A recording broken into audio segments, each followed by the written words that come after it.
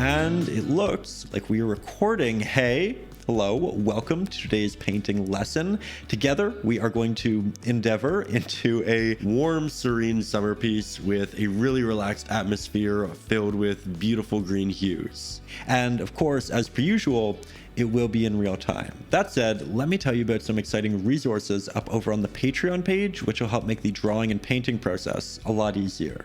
As a patron, you will get access to the traceables for these lessons, which will make it so you don't have to worry about getting your proportions or perspective right by yourself. Additionally, you can find my ebooks covering composition, color palettes, glazing, brushes, as well as just about everything you need to know about acrylic painting. Also, there are over 100 bonus lessons up over on Patreon that you can't find here on YouTube. And you can also get personalized art critiques from me, so you can get feedback on your work while continuing to improve your techniques. There are a lot of great resources up there. I do recommend checking it out. And with that, now we are going to jump into the lesson. It is a long one, it is a fulfilling one, and I think there are a lot of great little lessons within it. So let's relax, enjoy, and stay creative together. We're going to begin here today with a 1-inch flat-headed brush, and we will dip the bottom third of it into a little bit of water, then proceed to wipe off the excess. This will just help keep our paint wet for a longer period of time. Then we'll grab some titanium white, a little bit of our cerulean blue, hint of our Mars black, just a hint. We're going to tap off the excess. And the goal here is to render a fairly gray but bright blue. So a little bit of extra titanium white, and I'll start applying that towards the top of our sky. Now, the entirety of the sky isn't going to be a blue just like this. We are going to have some variance in range, but that'll occur towards the bottom. So right now I'm just working around my drawing with the larger flat-headed brush. Love using this brush for it because it can pick up so much pigment, move it around with ease. We're also going to use the corner of our brush to implement some openings within the foliage up here and to our right hand side. Then when we need to cover a larger area, we just apply more pressure with our brush, and it's nice and easy. Now, as we get towards the bottom, I'm going to want to make my mixture a bit brighter, maybe a bit more desaturated, so I'm going to work in some extra titanium white, Mars black. Of course, that means we also need blue to resaturate it. And I'm mixing up a bit more pigment than I did in the previous mixture. I always like to start with smaller mixtures to ensure that my pigments are what I actually want them to be first. And then once I know that I'm working in that right direction, we double down with more paint. So with that, I'm just starting a bit lower, as you can see. Working my way around all of our branches, up into the pass mix, which is still wet to a point, but not fully. So I'm just softly working this pigment on and into it, which is creating a somewhat wet into dry blend, which is working quite well. I also want to make sure that my layers are nice and thick, as that'll make it look a lot more professional. So we're going over these areas a couple times, despite the fact that there isn't much range in our hue. Now, before we're right at the bottom, I'm going to mix the two, and we'll just fill in a couple more openings within the trees. We want to do this now, and we can do it with this larger brush rather than later, because we don't want to dilute our pigment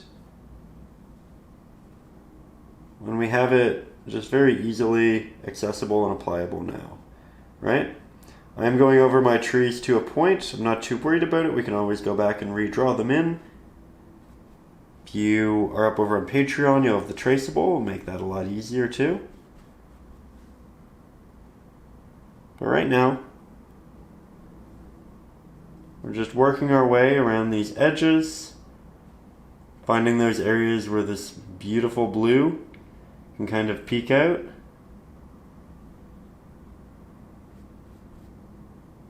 And I think, you know what? I think we're actually filling in a lot more of this edge. So I'm just switching back to using the larger portion of my brush. I was going to have this be a bit more cloudy, but I think having it open like this is actually really nice. And speaking of cloudy, we're going to make this mixture a little bit more gray. We're going to make it slightly darker, but we still want that blue within it. I'm going to leave a little bit of our initial mixture towards the side so that I can remix to it should we want to. But with that, this is going to be the color for slight clouds in the distance. They're not too prominent. They're not a dramatically different hue or value.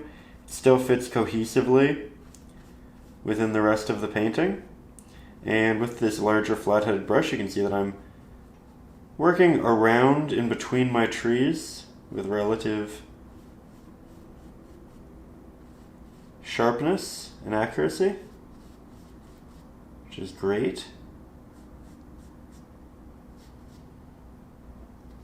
So we'll just fill in all of that open negative space that's left in the sky, and then we'll talk about how we're blending it, or will be blending it, into the previously applied and established blues. So let's get you a little bit closer. Now we'll take some of that pigment and through a wet and a dry blend, I'm just going to start working it up into the sky. I'm working in an X-shaped pattern, as you can see. That way we aren't only moving pigment to the left and right, but also up and down. Trying to make it so that we don't have a hard edge between our gray blue and our sky blue. And it'll just give the clouds a softer aesthetic. Here you can see that I'm also applying so little pressure that when I go over the white of the canvas, it doesn't really have that much of an impact, but it is applying itself to that blue.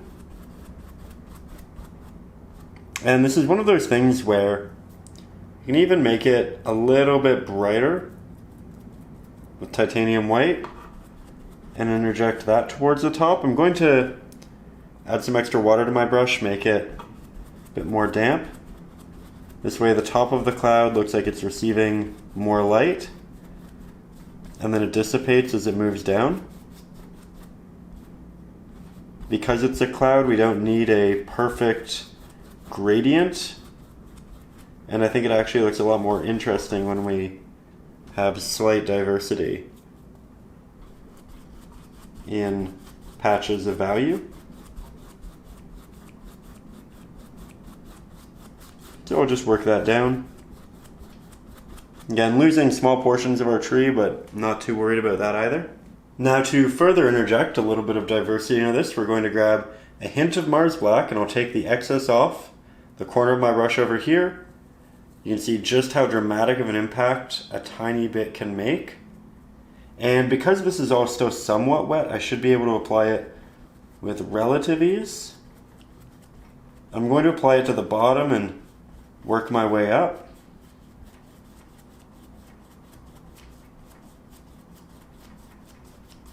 This is just going to make it go from a dark to a mid to a light value.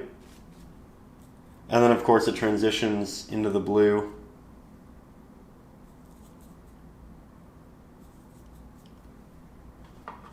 Quite naturally.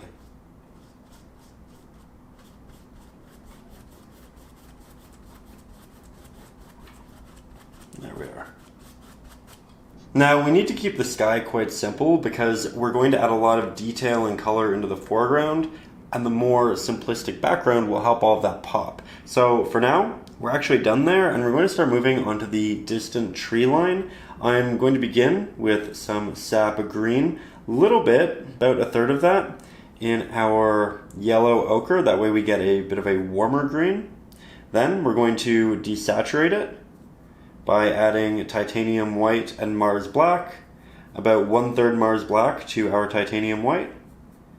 Now I do want it to be a little bit darker and a little bit warmer, so I'll just throw in some extra yellow, Mars Black, and we'll head into the distance. Now this is just the base layer, and I'm going to apply this by going down to the bottom of where the distant tree line will visually be. I'm going to apply my brush, apply pressure, bring it up, and then relieve pressure. And this is going to leave all of these tiny little strokes that protrude upwards and look like that of distant trees. That said, I know that this is a very detail-oriented thing, at least via the aesthetic and approach. So I'm going to move you so you can see a bit better. So here we'll grab some pigment. I'm going to apply my brush with pressure towards the bottom. I'm applying pressure, you can see the bend in the brush. I'm bringing up, relieving pressure, and then with a little bit of a flick, you get all of those nice little markings. We'll do it again over here. We want multiple layers, right? Now there are a couple of branches or trees in the way, so we'll just try to be mindful of those. Work our way in between. And you don't want to apply it with an angle because you want all of these to be nice and vertical.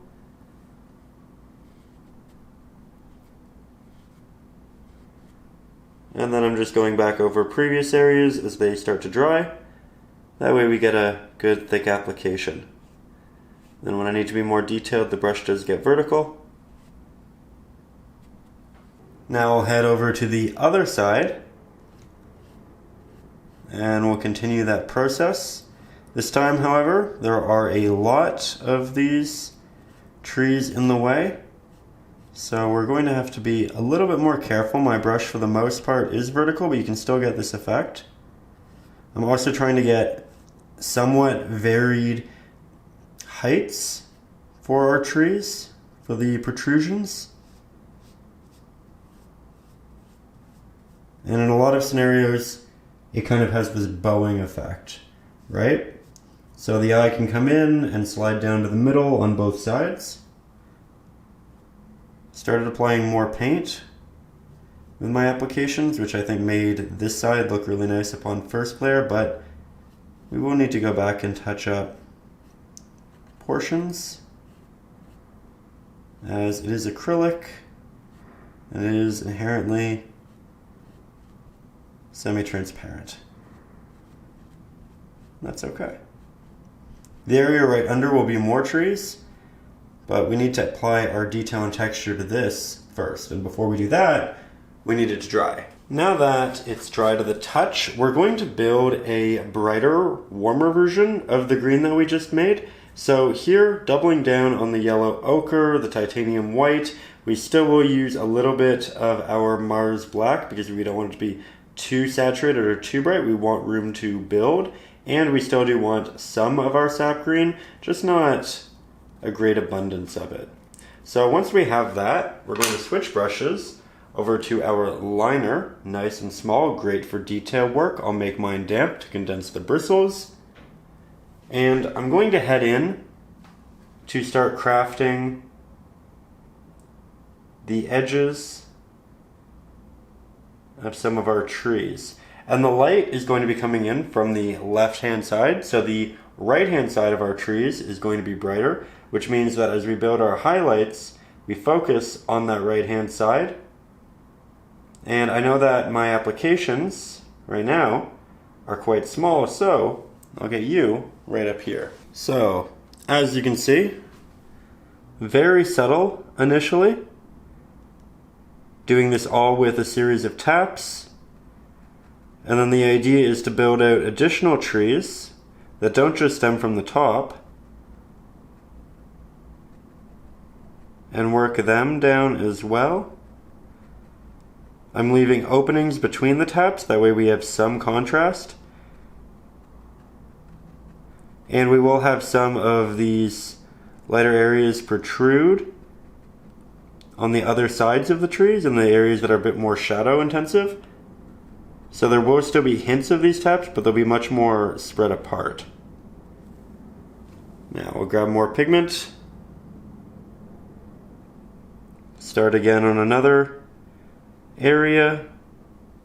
Another cluster.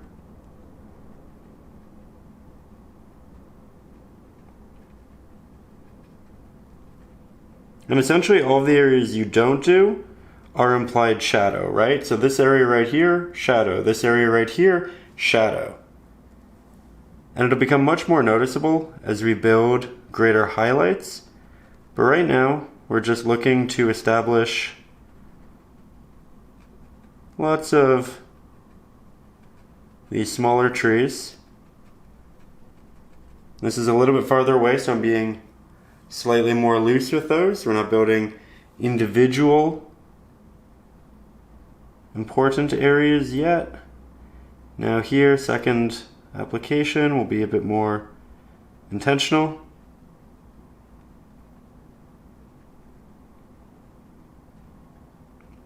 Acrylics are semi-transparent as noted, so a lot of this will show that darker pigment through it, which means our applications won't be as bright on the canvas as they are on our palette.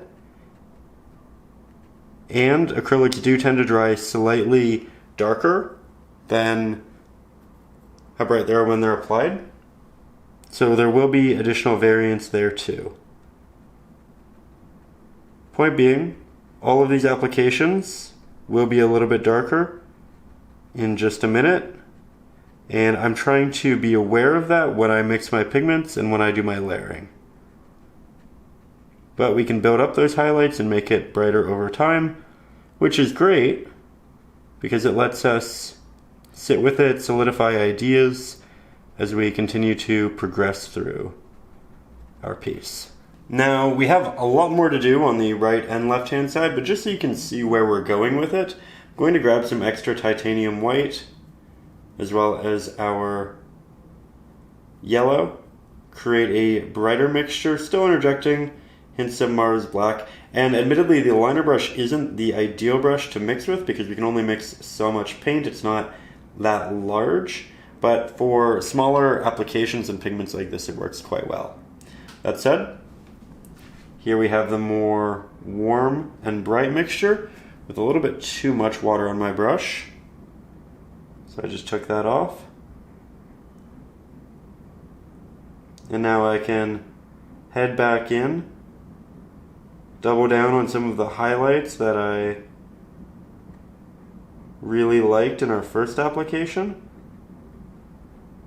And these will be bright to the point where you can probably see it relatively well from the distance you're at.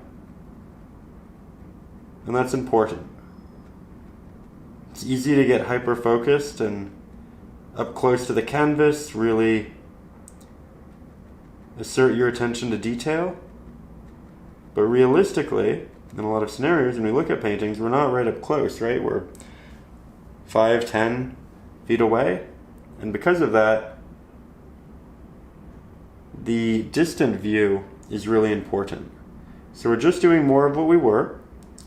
We're adding highlights to previously highlighted areas through a tapping motion, leaving openings within the tree. The majority of our taps are towards the right-hand side of the trees we are working to develop. We're taking our time. We're occasionally splashing a tap into the negative space, the areas that have shadow.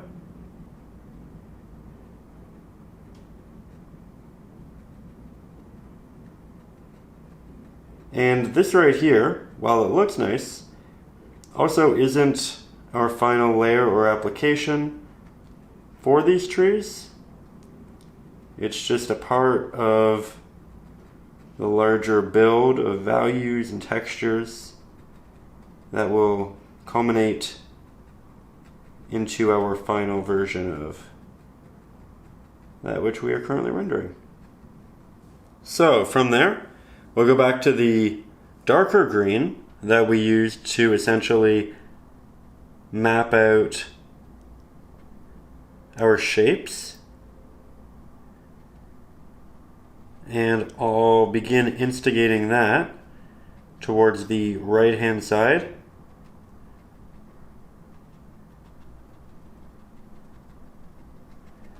Here, this tree is going to be a bit more elongated, or at least this section, this cluster.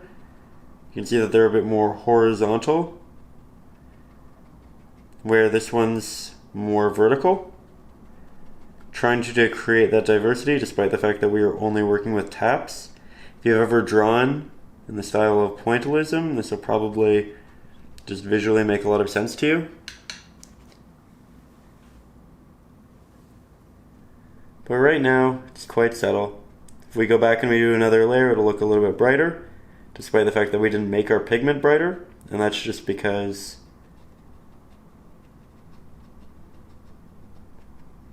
we are building on top of a lighter green than a darker green, because the base layer is a darker green, the next layer is a lighter green, and then the layer on top of that, while it's the same as the second, is an even lighter green because it's being applied onto a lighter green. All of our pigments are semi-transparent, right? There we go.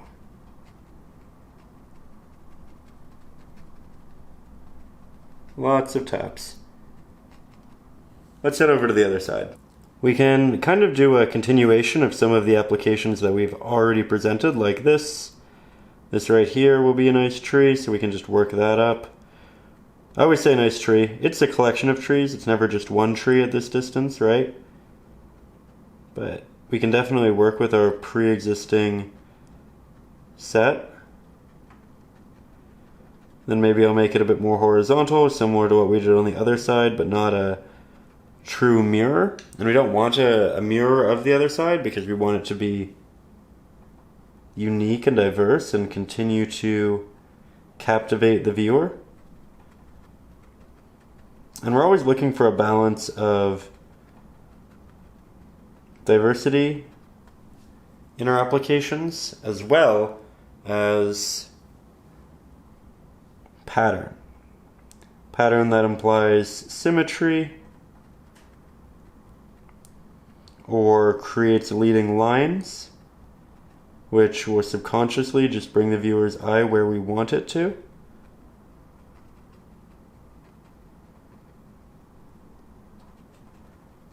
I'm going to take a little bit of a break from that area, create some distance in the negative space, just because I felt like I was leaning a little bit too heavy into pre-established pattern.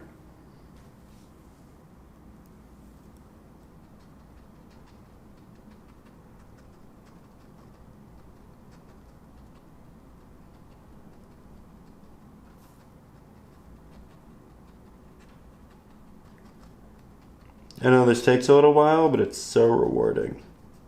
It's fun, and at the end, it looks great. Couple little taps into negative space.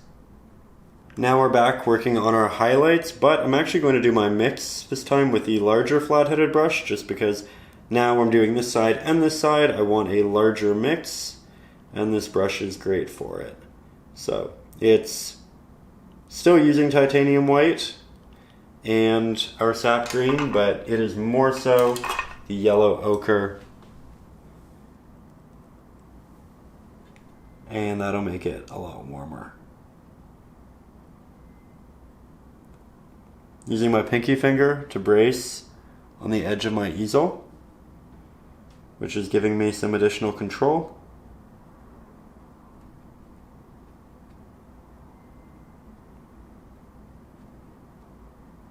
And we'll just have some fun working our way down.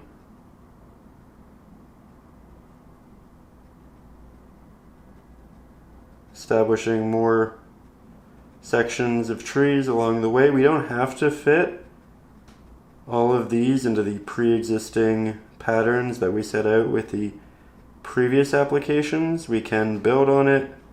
We can elaborate. I am covering portions of my trees in the foreground because I know that I can and will just redraw them. And I don't want the edges around them to look incomplete or unfinished when they are finally applied.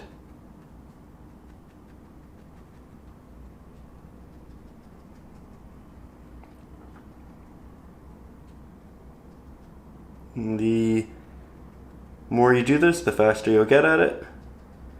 It'll just become a bit more of a second nature, but initially do be mindful because we do need to watch out for pattern in general. Now onto the left-hand side.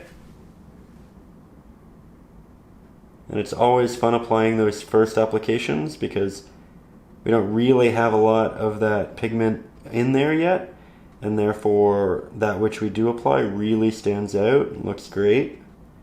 The more we apply, the more normalized it is. That's not a bad thing, it's creating that cohesion, but it is to say that the first tapped applications really are quite rewarding and fun.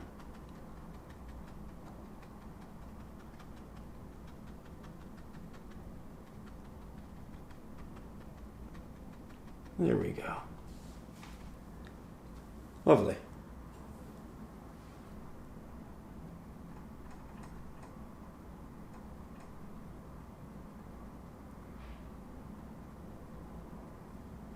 You can see that I'm going back to previously applied areas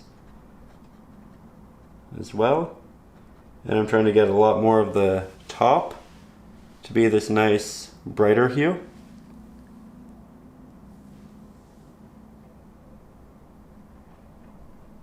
This area is fairly untouched with highlights, so yet again you get that cathartic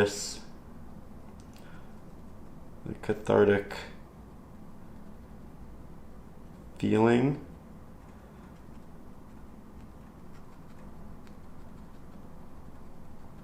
There we go.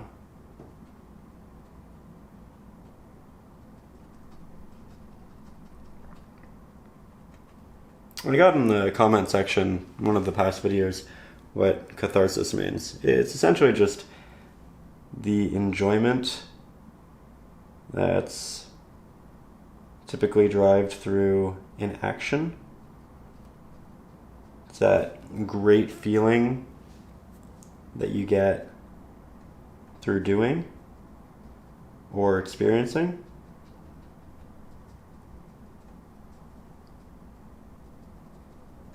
And it's something that I feel is always just quite relevant at some stage in the painting process.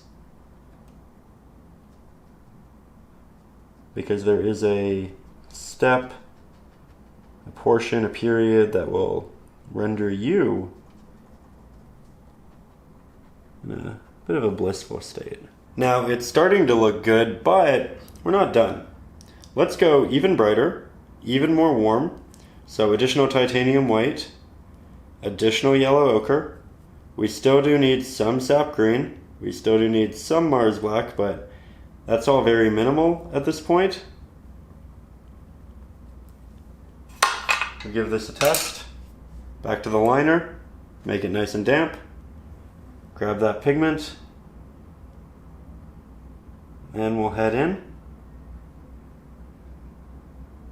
Now this is quite a bit brighter, so we do want to make sure that we are only applying it to the areas of highlight that we very much want to heighten and bring to the forefront. It's not all of it, and it's not all of our previous highlights. We'll be selective.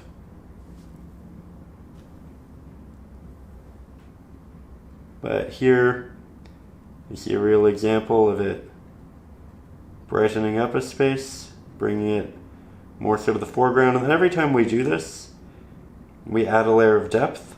We make it a bit more real. And the more layers you can create, often the better.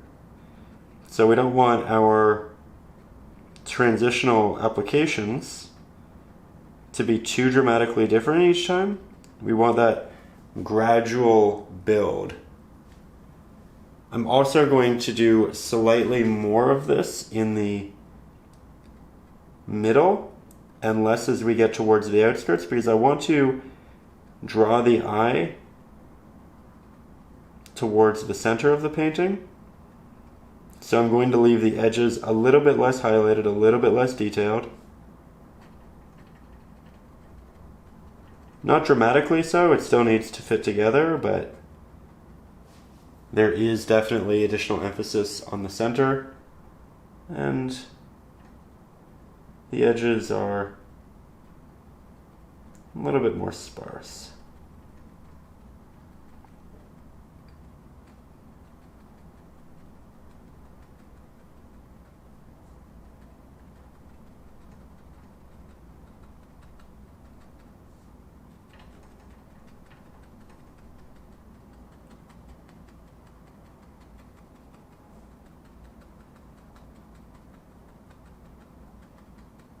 Now, from there, we'll start working on the next line of trees, and we're going to do so with a slightly more high contrast mixture. That means we're going to work with more Mars Black, and because we're working in the shadows for the initial base layer, we're going to use more sap green than we do yellow ochre, though we will still interject a little bit of that hint of titanium white to desaturate it, but we are looking for something that's a little bit more saturated and a little bit darker than what we used for the base layer through here. And that's just because as we move forward in the painting, we essentially get more of those innate colors and values that you'll find in subjects. Oh my. Do you hear that outside? It's funny. We'll just tap that along the edges. With the last application, we would start at the bottom and then we'd move up, right? And then we relieve pressure. Not doing that here because we're a little bit closer, and I think we'll just be able to see the individual markings of the trees a little bit better. It'll be less ambiguous. Doesn't need to be as randomized in that way. I'm also just using the sharper edge of the brush to cut along. We're doing multiple layers to make sure that it's nice and thick. I think I can actually just very nicely work that in, use the corner of the brush to establish variance. Just using a bit of the brush here because we can't use the entirety of the head, it's a little bit too big. Then yet again, cutting in between a lot of these branches. We'll definitely need to do additional layers as this is quite thin, but I will get you a little bit closer just so you can see my brushwork. So now we're over on the left hand side here, going in with that same somewhat damp brush. It's not too damp because I don't want it to thin the paint to a grand extent, but we do want to help move that paint along, and by making the brush damp we can do so. Making the brush damp also, of course, just lets us condense those bristles, create those sharper markings towards the top. As areas start to dry, I'm going in with that second layer, and we're just using the corner of the brush to create the individual little protruding tops to a lot of these trees.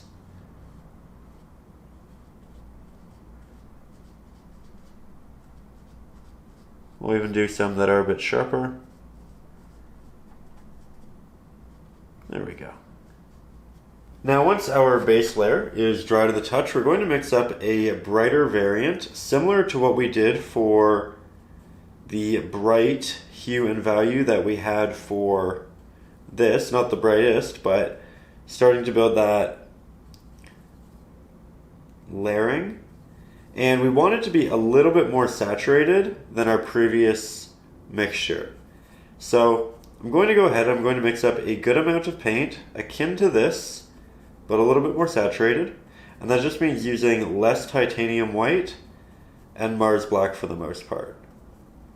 That said, we still do need some because we don't want it to be hyper saturated, and that titanium white makes it nice and thick.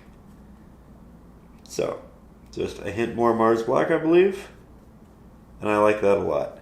Now, we're going to apply it slightly differently, and we'll do so with our fan brush. As you can see, it has a myriad of little tips there. Great for tapping in detail, but it is a stiff bristled brush, and if we were to grab our pigment right now, we'd have 50 different markings, but it can also act as a soft bristled brush if we wet it.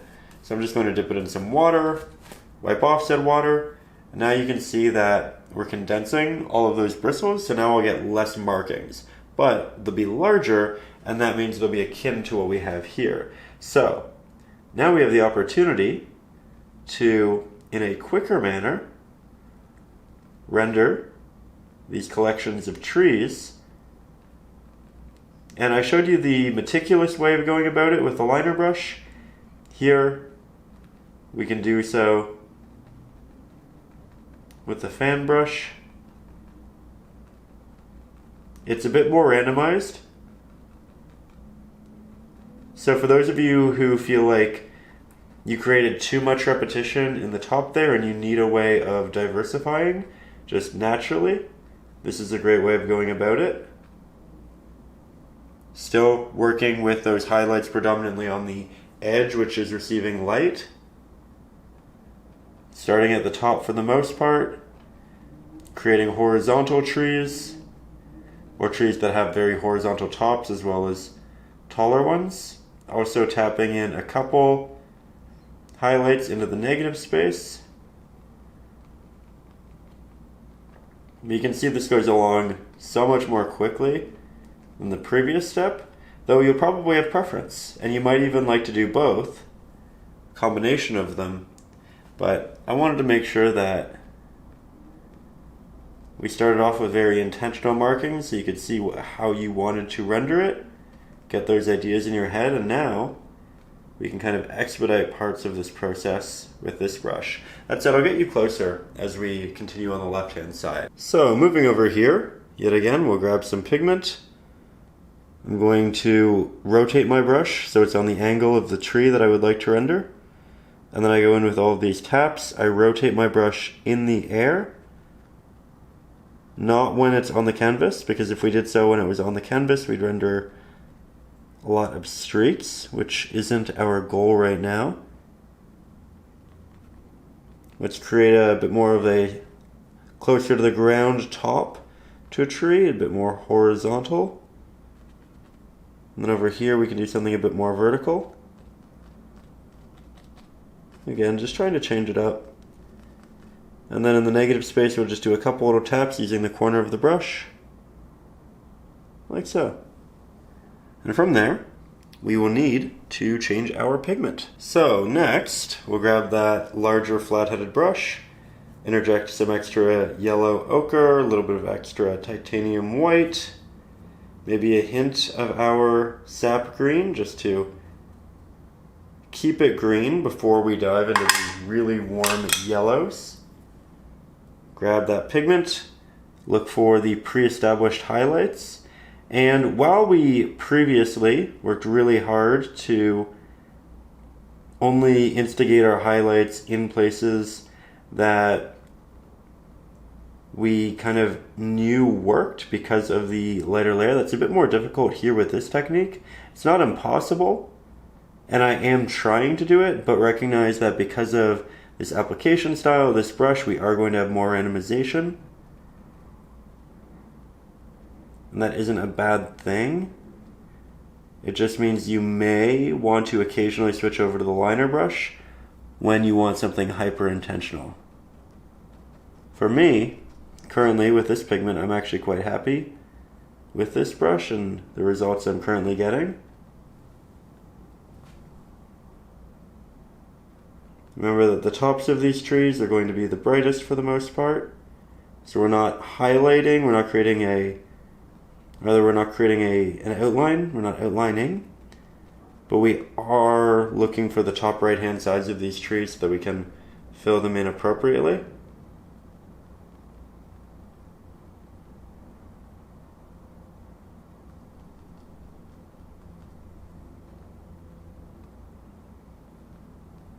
There we go. Yet again, let's go a little bit brighter and get you a little bit closer. Now, it's important to remember that the pigment we're applying isn't actually the color that we have on our palette Because it is semi-transparent, our brush is damp, which is making it even more transparent, and we're seeing those darker pigments show through. So if we want it to be truly bright, we need to really add our titanium white, our yellow ochre. This could definitely be brighter, as we can see, but I think it's a great step up. Grabbing that liner, or grabbing the fan brush rather,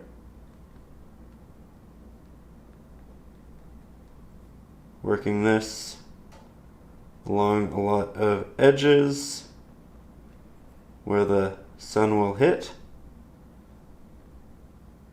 interjecting into the negative space, working on the more horizontal pieces. This is quite bright, maybe admittedly slightly too bright. The more levels, the more variance we create, typically the better. Oh, we have notifications.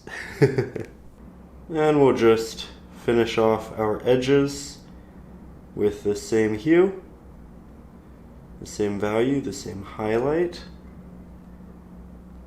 I'm also, as you can see, going over areas I previously did a couple of times, just because as it dried, and it is all drying fairly quickly, it's very, very hot here right now, it isn't as bright as I thought it was on application, on the initial application. So I'm just doubling down, which is actually great because it's creating those layers and levels I didn't think I had because I went bright quickly. The additional water in my mixture kind of saved me and presented me with that opportunity even later on, which is great.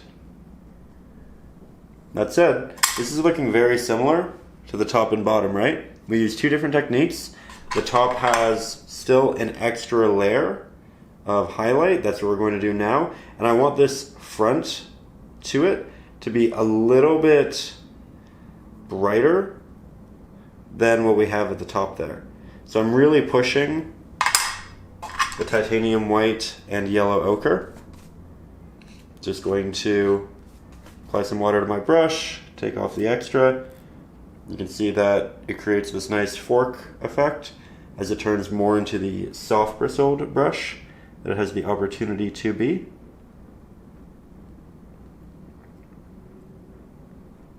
And for those of you who are working with fan brushes at home and maybe you're not getting the same technique, getting the same effect, this is a pretty unique one. It's from my exclusive brush set, which you can find in the description, but it was essentially designed to act as both a soft and a hard bristled fan brush, because I would always have to switch between the two of them.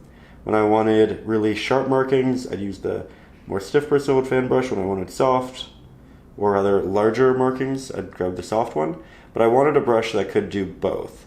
And the way of going about that was making this, which essentially, when it's not wet, it has those hard bristles and you get all of those very sharp, minute markings, but when it's wet, you get these larger ones, which look a lot more akin to the liner brush, which is nice because it can save us a lot of time and add that randomization, right?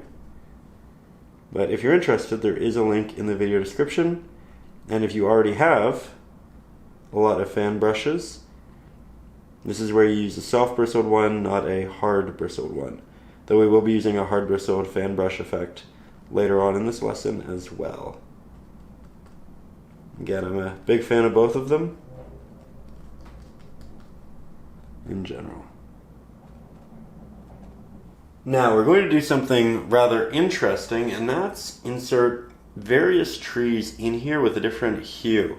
So for the first time, I have burnt sienna on my palette. I'm just going to move that to a clean spot. We'll grab an equal mixture, maybe a little bit less, of our yellow ochre. We do want this to be a bit of an orange hue. We'll thicken it with titanium white, which will desaturate. Then we'll bring it down to be a little bit darker with Mars Black, which will also desaturate it further. But we're essentially looking to build a nice earthy orange. Though, as I'm sure you guessed, we're not applying it with the larger flat-headed brush. We're going back to the liner brush. And I'm going to find just little openings in the trees where I can add these guys. They're going to be much more vertical. I start with the body and then I add these little taps to the sides.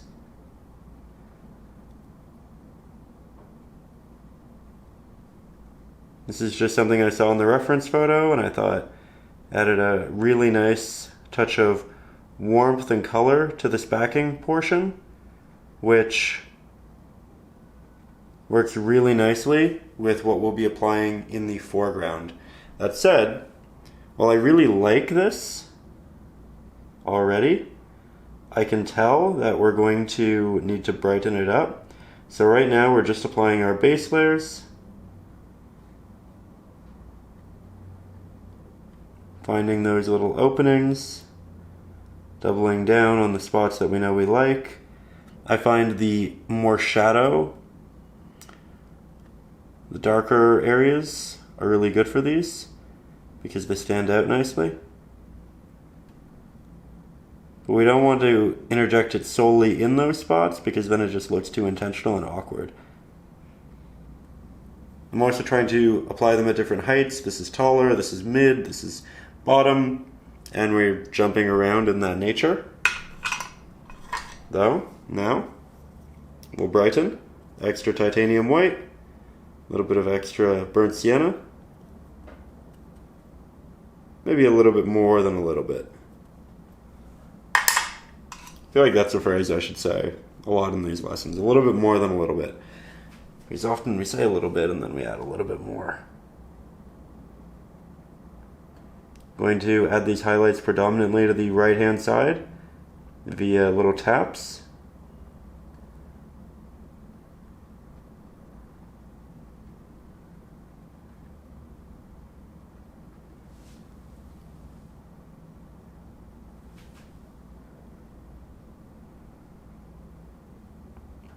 There we go.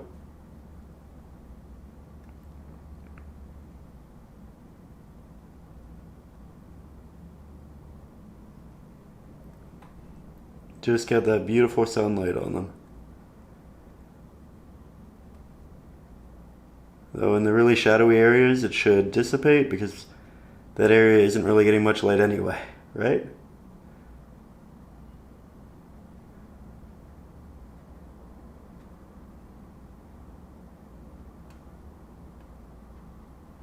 And we can interject a couple elsewhere too. That said, we need to go brighter. Extra titanium white. Not going miles brighter, but enough that it will show. There we go. That looks like real light hitting it. That's what we've been building up to. And there's two that are kind of overlapping each other, which I like a lot.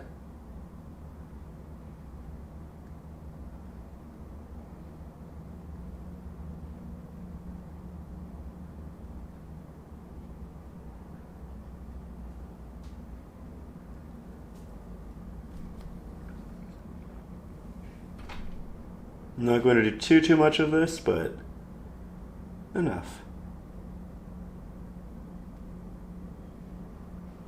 I think I'm going to take a couple steps back, see if I want to add any more. That way I'm not too hasty with it and I don't just keep painting and overdo it. And then we'll see in a second. Okay, so during that little break, I ended up going to something even brighter, using the fan brush and just tapping on some extra little detail after it was dry. So we just have this extra pop. It's now the brightest subject amongst all of them, which is fine because we are yet to add our final highlight to the rest of our foliage, which we are about to endeavor in. Taking the larger flat-headed brush, a little bit of our sap green, yellow ochre, titanium white, more yellow ochre. This is our last pigment that we used, I believe, in terms of highlight. So we are really pushing it, recognizing that the pigment that we're applying it under is going to make this look darker, right? So I'll grab my fan brush yet again. Some of that pigment. Going to look for the tops, the areas that are going to be receiving the most highlight. And we'll start splashing that. This is predominantly just for this foreground section, or at least the foreground of the background, right? Because the background does have a front to it, and that is what we are currently working on. I want the majority of these markings to be in the middle, that's why I started there, but we will do some off to the sides. Now, yet again, we go brighter and we go warmer. By making this as bright as we did, we afforded ourselves extra leeway and room in brightening up these hues. That said, this is very bright, so I'm going back to the liner brush so that I can be a bit more particular with it. And that is what I've really wanted this to look like. You have this brilliant golden light shining down on so much of this.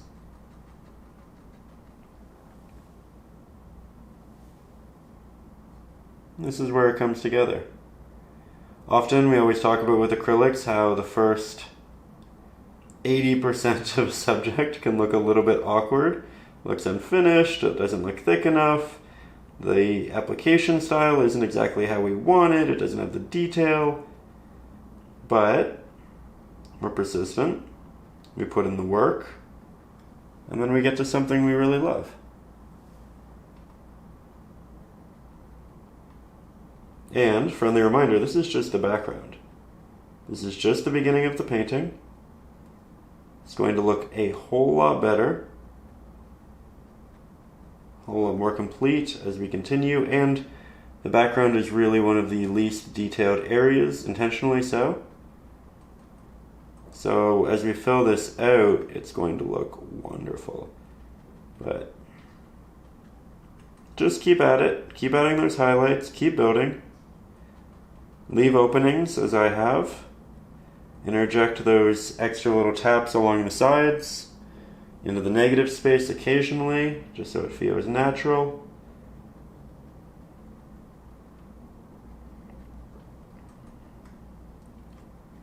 Doing less of this as we get towards the edges, as we've talked about.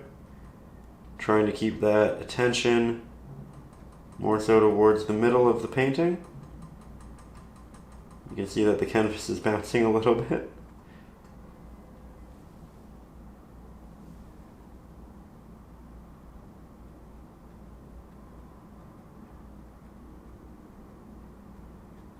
There we go.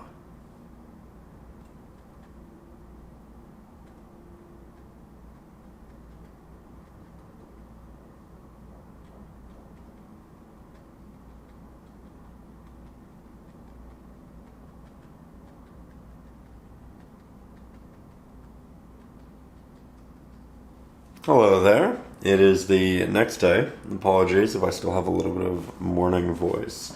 But we are going to work into our foliage here. We have a lot of space to cover. We'll just start with a simple base layer.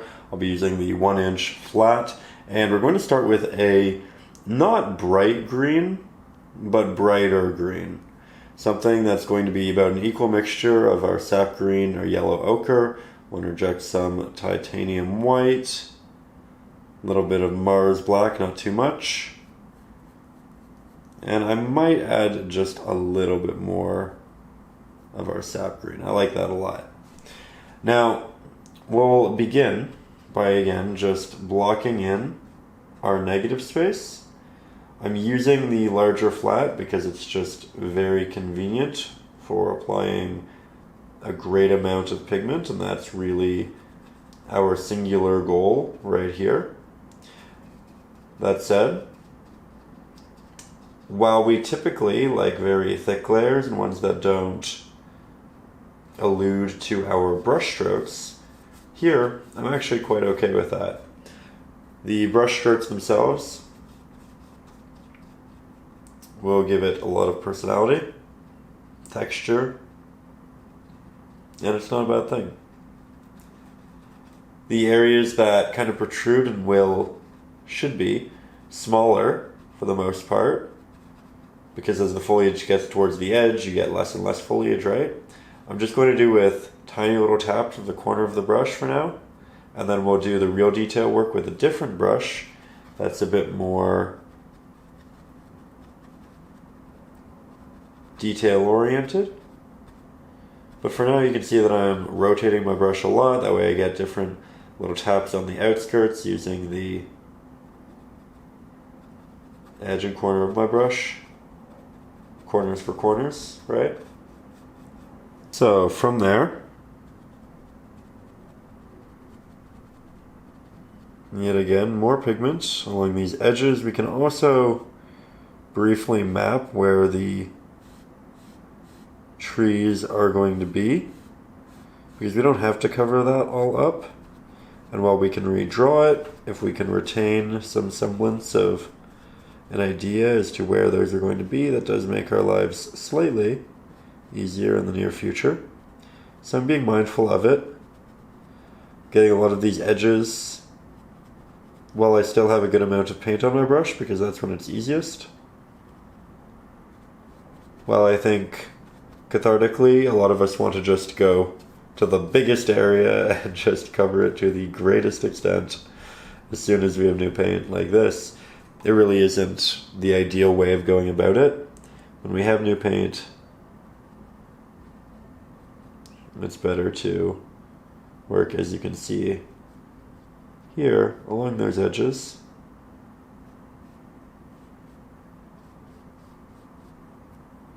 There we go.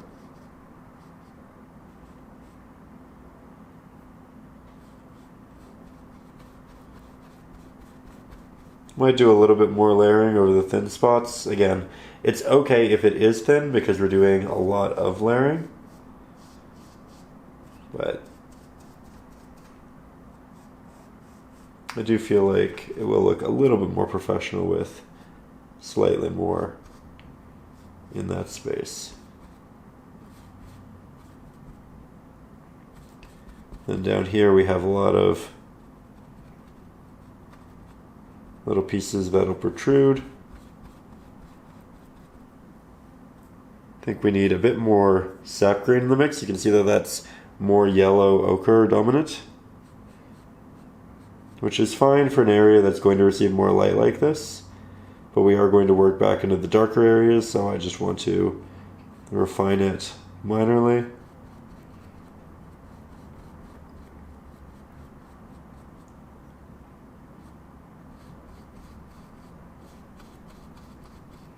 There we go. Again, this isn't where the details happen. This is where the blocking happens. Extra little layers here and there.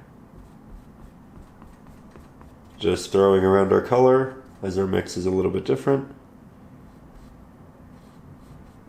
And we'll take a step back. Jump into the other side. Now, heading over to the left-hand side, again following our general rule of we have fresh pigment on our brush. So how do we begin? Typically around the edges. Lots of little taps, utilizing the corner of the brush. I don't want to go too far out here though, because I know that a lot of this should be reserved for an even more delicate application than what this brush can provide. Though we can get this started, leave a couple little openings of blue. I think that looks quite nice. And we're essentially just laying in the foundation. Right? Assume we're building a home. We're not at the portion where we have the gardens. Now we don't have too much of our foliage down here on this side. For the most part it exists towards the top. So I'm just going to be mindful of that. A little bit of green in between a couple of these trees. And we're getting to the point where my edges of the brush just aren't as sharp and delicate as they once were. So it's becoming harder and harder to render intentional markings. Having to press harder with the brush, and as I do that, we cover more surface area. That, of course, means that the bristles are expanding. So rather than continuing to try here and likely unsuccessfully render the application that I want, I'm going to now move into the larger negative space and use the pigment that's on the larger body of the brush. And I'll just fill in some of the larger spots that don't require that level of intricacy.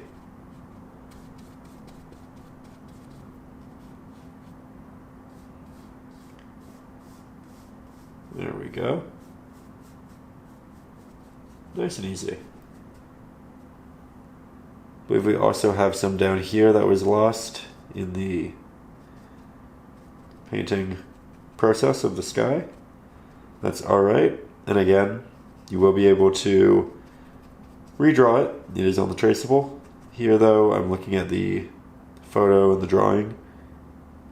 So I'm resketching it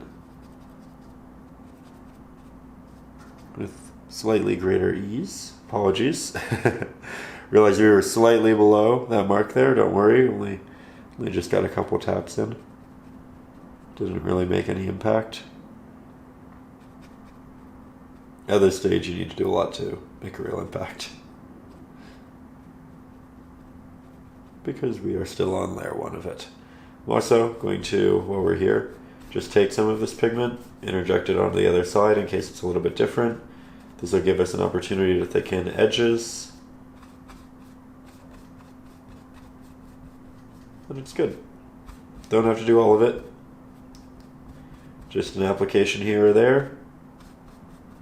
Now from there, we'll switch to our liner brush, grab more of that pigment, and we'll work on our edges through a series of taps.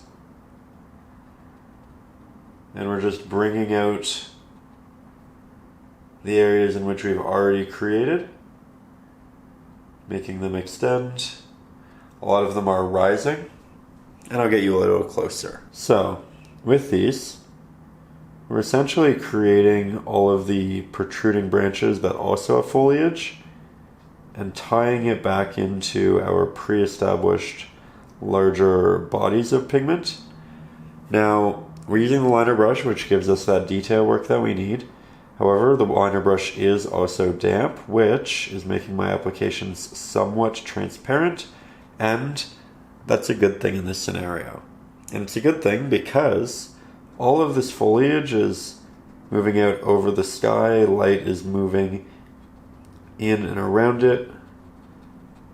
So it'll be a bit brighter, and you'll get that blue from the sky reflecting on it. So it should, in theory, in practice,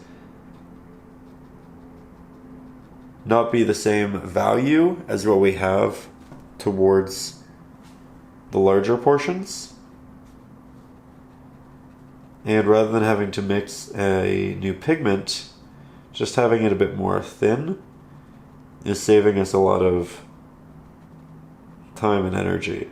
It's also just a great visual look, right? Especially right there, you can see how soft that gets. Gives it added dimension and depth.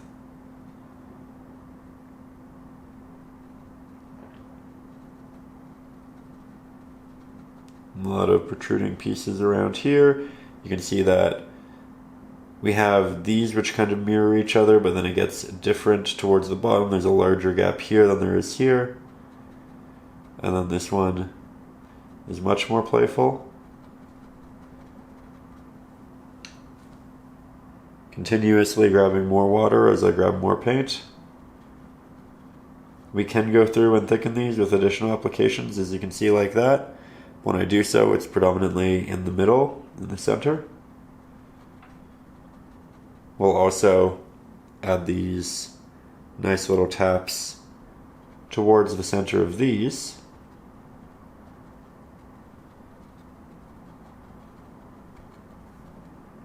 And we're about to go off screen. So I'll hop over to the other side.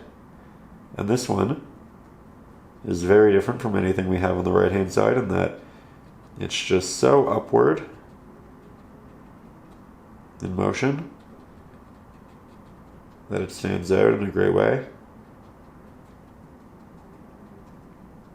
I'm really running out of pigment here. It's just a lot of water on my brush, so I'm getting those more thin taps towards the top, showing that progression of density foliage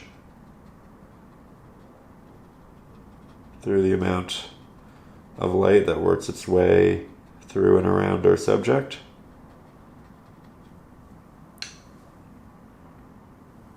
That said, I did skip this area towards the top because I got rather enthusiastic about here.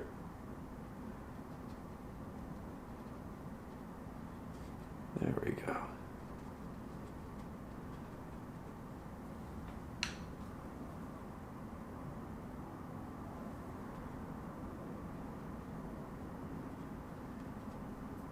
Love this. It's starting to come together.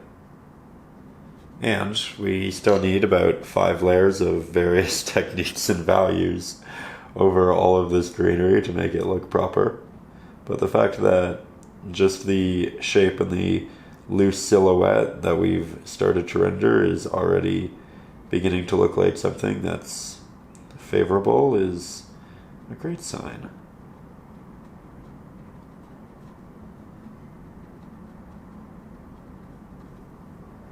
I am deviating slightly from my reference, but I think that's okay. If you've watched the channel for a while, you know that I do have a real affinity for artistic liberties in general. It's really just how I enjoy to work. A lot of it, I think, over the years becomes intuitive, and we of course all have our own innate, unique stylings, preferences. So much of aesthetics is subjective, and I feel like that comes through in the work. That said, I always refer to it as work. It really doesn't feel like it. You have no idea how grateful I am that all of you have essentially provided me this opportunity to paint and talk about art for a living. Truly, genuinely, thank you. It's wonderful. And I hope you find that these lessons add some joy and value to your life as well as these paintings and this time here certainly does for me.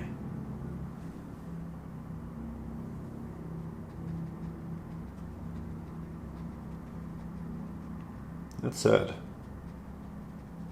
I'm not normally one to partake in coffee. I love it, but I feel like my body is very responsive to it. So it wakes me up for hours upon hours. Didn't think I needed it today, but it might be beneficial. It might just be one of those fun days where we do get to enjoy a little bit of coffee. So upon the completion of this, I may go ahead and make a little bit. Though I note this because I know that the video is starting to render a longer length, and just wanted to remind you to have a little snack, a little bit of hydration. It's easy to get lost in the painting, and those are very important things, right? Forgot to get the inner pieces over here, so I'm just jumping back. We can also add more blue to open up these spaces later on, so don't be afraid about covering up too much, because we can always just re-interject these openings fairly simply.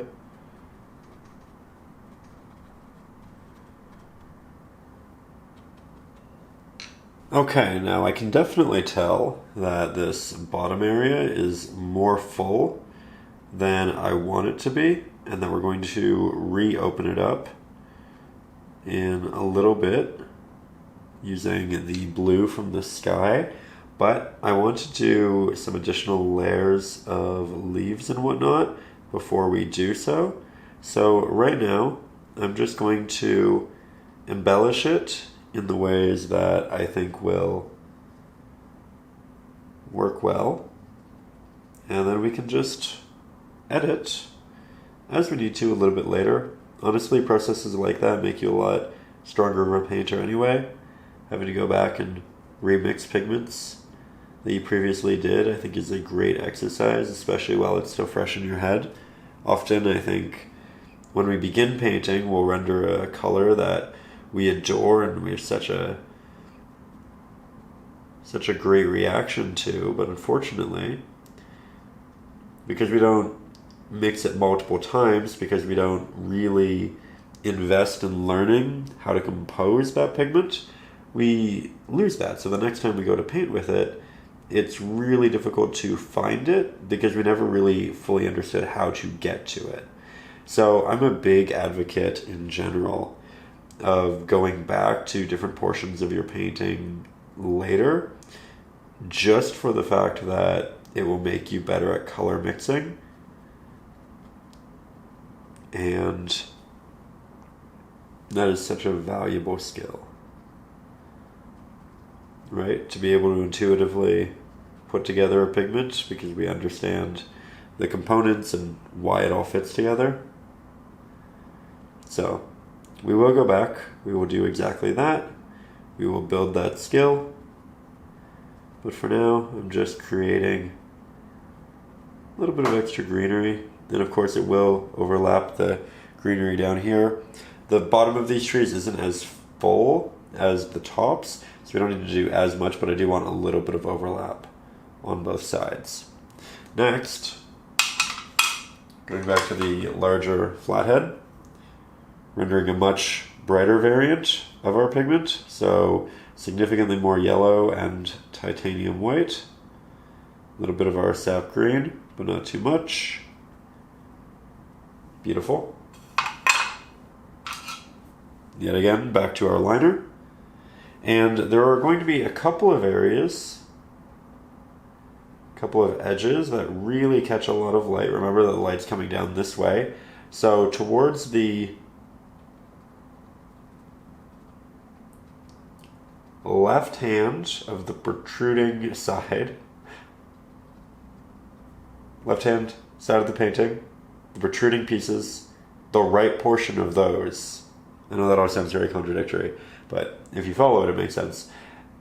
We'll add some extra highlight. Just to the tops, there's that stick out, catch that extra light. This is where we get to add that warmth in the form of our yellow ochre.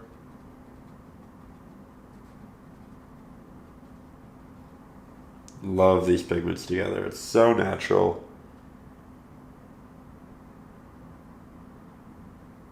The yellow ochre is quite thick, so even if you have water, they won't necessarily be thin layers.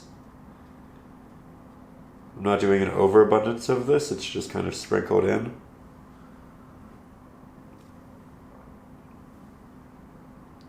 Probably can't tell to a great degree from far away, which is very much the point. It's subtle. We'll do hints of it on the right hand side, the areas that come up but likely won't have shadows in the way, stopping it from collecting the light. These are also things we can go back and add later on, but for now we're just getting a little bit started. Here we'll go for something even brighter.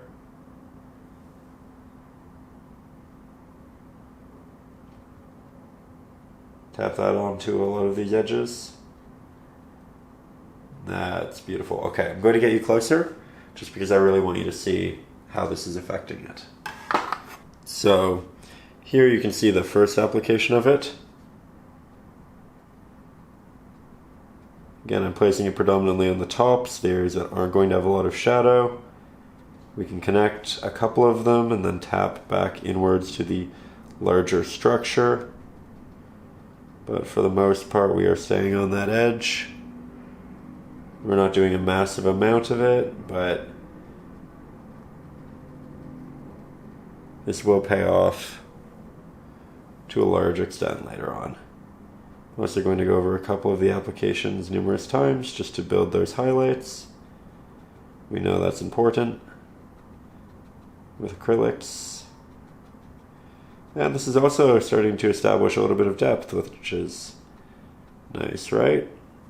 And that change of value implies various amounts of light, and because of that, the subject itself is either three-dimensional and it has that light working around it, or it's in three-dimensional space and it's in contrast to the areas that aren't receiving that light.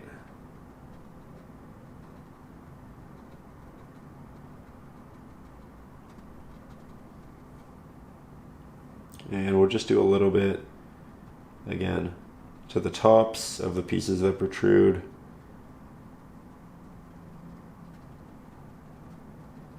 On the right hand side, pieces that protrude to the left, because we have to explain it in the most convoluted way, right? Okay, one more bit of highlight. Extra titanium white in the mixture.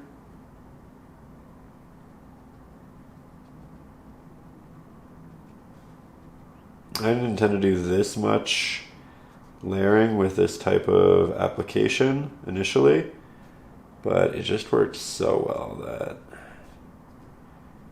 I figured, you know what, this will be a much stronger painting with this extra time, with these extra layers, so we'll do this. And you know what, we'll have a great time doing so.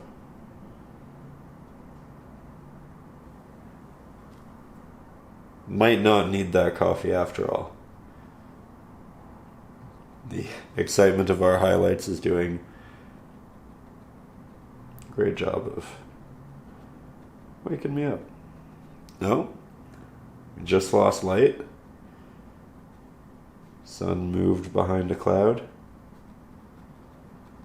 which is beneficial because now we get to see what the painting looks like on a cloudy day as well as a sunny day.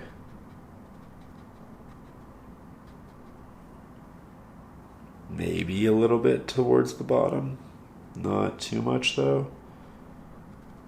The closer we get to the bottom of a tree, the more shadows it will have from the top of the tree, though this one does protrude quite dramatically, so we can just have that little bit there. Great. Alright, now we'll take our step back. We'll grab our larger flat-headed brush and we'll render a darker green than what we have here. It's not going to be our darkest pigment that we use, but these trees are in the foreground, so our contrast is going to increase, as is our saturation. So we're looking for a green that's more saturated than we've used in the past, especially through here, and probably an equal level of darkness to what we've used. We didn't make that as dark as we could, so we have an extra bit of value that we can kind of play with there. But right now, I just want an abundance of darker green. We'll have a little bit of our yellow ochre in there, but I do want it to be sap green dominant. As we get towards the cooler hues, or the shadowy hues, we want them to be cooler, so we use less of this. We might even use a hint of a cerulean blue. Maybe not. That's that's very dry. That's okay. I'll get some cerulean blue for the next layer. But for now, we'll spread this out. Switch over to our fan brush, which is dry, and therefore right now more of a stiff bristle fan brush. Make sure that it's nice and damp, wipe off the excess, create this fork-like effect, so like kind of the larger applications that it provides. And then towards the edges, I'm going to start, because I want some level of precision and tension in my application, and it's just easier when we have fresh pigment. So I'm going to do this predominantly towards the bottom of the protruding portions, but there will be taps that inevitably go a little bit higher. That's a good thing though. I'm rotating my brush for the most part when I lift it into the air, but there are portions where I intentionally keep it in a particular direction. Here you can see it's a tap like that. The brush rotates in that way. And we're painting this somewhat darker layer here right now because the light is on the other side of the tree. We're actually facing the shadow side of it. So we're going to see more dark foliage than we are light foliage. But that light foliage is on the other side, and that's why we painted it first. And now as I move towards the actual center of the tree, I'm a little bit more random in the way in which I rotate my brush and apply the taps.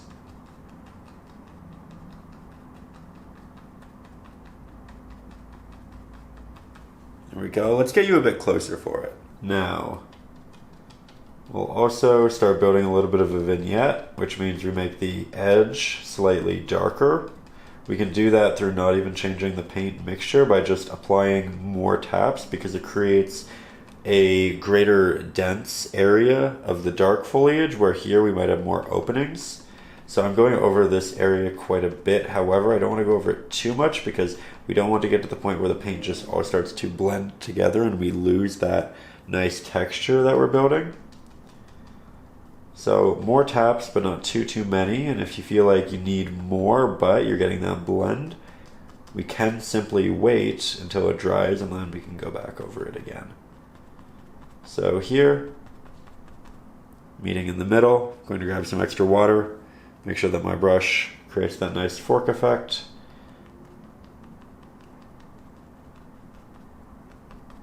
You can see that I am going over all of the drawn trees. That's okay. We can still definitely see where they are. Want new fresh pigment before I approach the edge here. And now we move over here into this bottom portion. We have to be a bit more careful as we have a greater amount of sky showing through, but if you do cover that up, it is okay because we are going to go back in and add more sky anyway. Also, I am cognizant of the fact that it does look a little rough right now. Don't worry, I implore you not to worry, because we are going to make this look a lot better. And I'm excited to show you how we do so, but before we get there, we do need to finish off this base layer of literally hundreds of taps. It's okay if little pieces protrude, by the way, of the darker foliage. That will occur. Not all of them are going to have light seeping through and around them.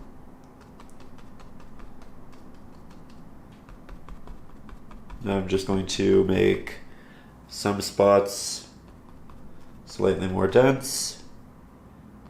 Kind of dance around with the brush as I do so.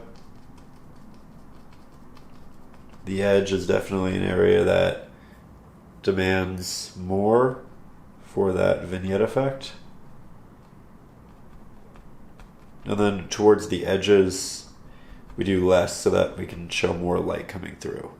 So while this side is still far from finished, we are going to take a little bit of a break from it while we let it dry. And in the meantime, we'll migrate over to the right-hand side, which, as you can see, is coming along more quickly than the left because, much like every other application style with painting, the more you do it, the better you understand it, the more intuitive it becomes, and therefore the quicker the application process. So, here, we're just kind of darting along our edges, working predominantly towards the bottoms. This is, of course, when we have fresh paint, and then as we start to lose that pigment, we start to work inwards, still rotating the brush fairly frequently, but when there's a reason to keep it somewhat stagnant within its angle, we do so, such as working around all of these little protruding portions that have openings. Let the light from the blue sky work its way through.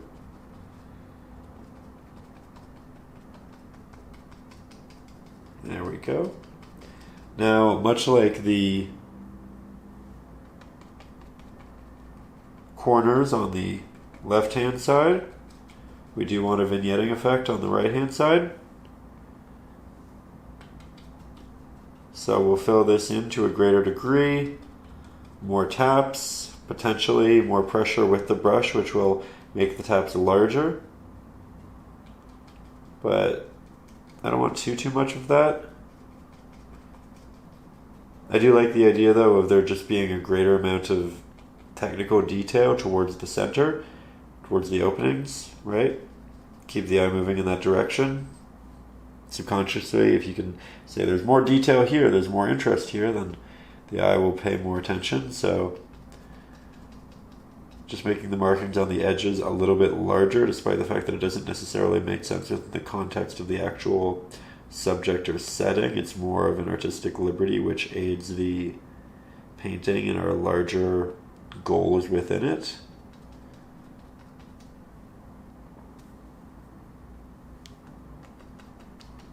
We do have foliage down here as well. And again, it's okay if some pieces that are a bit darker do protrude. A lot of the areas that stuck out initially were done through that liner brush, which is great, but the randomization of the fan brush can create unique markings in unique ways that we would struggle to come up with and apply properly using the liner, because the randomization here is significantly more randomized than what we can mentally kind of figure out and portray through the liner, right? Because eventually pattern steps in, whether intentional or not. And while pattern will step in here too, it's to a lesser degree because we do just have so many markings being made at once. Now, once the left-hand side is nice and dry, we're going to mix up the darkest pigment thus far. So I still have a bit of our last pigment still wet here on the palette. I'm just going to interject additional Mars Black into it. Maybe a little bit of sap green, but here you can see we have something fairly close to black while still maintaining that green earthy hue. And with this, I'm going to grab my fan brush. However, as you can see, it has all of its little points again. I did wash it and dry it fully, so now I can make dozens of little markings rather than 4 or 5. And that's important because I want that extra layer of detail with the shadows we're about to implement. And that's exactly what we're doing. We are implementing shadows. Now, this is also not the final layer, but it is important that we are mindful of the applications because portions of it will be showing through. But this is essentially all of the shadow that the many layers of leaves are creating, and it's detail that can show through what will be our next layer. So here, starting in the corner, because it is the darkest pigment, I want that vignette effect. And this is something that I'm only really going to apply to areas that are quite dense in terms of their foliage. So as we get towards the edges, there's significantly less of it, and there might not even be any. Like this little bridge here isn't going to get any. The bottom portion of that can have a hint of it, but there's a real gradient of the amount of taps that are going into this.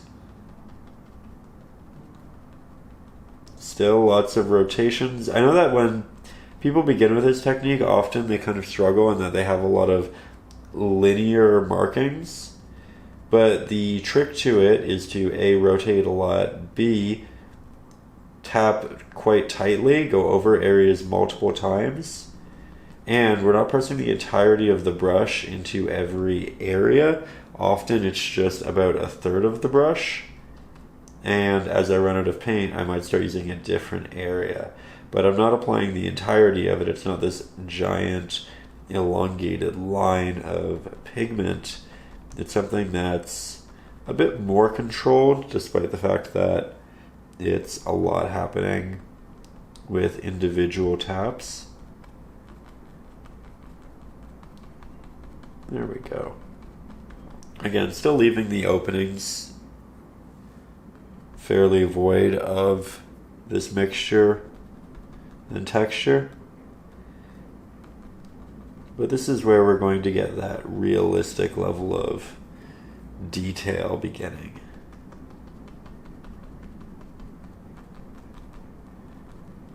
Now my brush is starting to dry with the pigment on it. I can just kind of feel it through the taps. So what I'm going to have to do is take a little break, let this dry, this pigment dry. And while I do that, I will wash this brush and then I will dry it fully so that I can move on to the next side. There we go. Now, stepping back, I think that this area admittedly looks more flat than this one. And this has more volume because it has more of those larger pieces to it. It has more openings. However, this is a necessary step in making this look like an even better version of itself.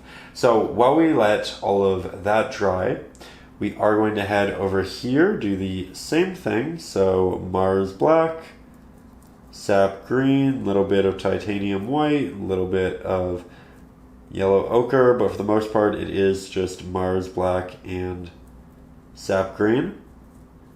And once we have that essentially same pigment, just using the titanium white to bring out a little bit more of the green, we spread it out well on the palette, and we grab that now dry fan brush, start in the corner. Oh, and there, see, I'm painting on a different angle, and because of that I ended up with those very linear strokes initially, or patterns, right? Because we're not actually making any strokes, we're not dragging the brush at all. But it initially started off as very linear. We don't want that. So now I'm going to be a bit more cognizant. I'm applying with just about a third of the brush. It might be the middle third, it might be a third on either side, but about a third. I'm tapping quite close. I'm rotating more. And this will be easier and harder depending upon the angle in which you stand, in which you paint. Because of the camera, I don't have the luxury of moving too much, but you should be able to find a comfortable position. Also, the sun yet again just found its way behind another cloud, I think it's going to get quite dark. And there that is. So, you know what? I'm just going to take the remainder of this pigment off this brush and then we'll make it brighter for you. So look at the variance between this and this. It really is much more linear on this side. Going to fill in more and more. The outskirt areas, the areas that we're now endeavoring in, are going to be a bit more linear because we don't have that consistent application.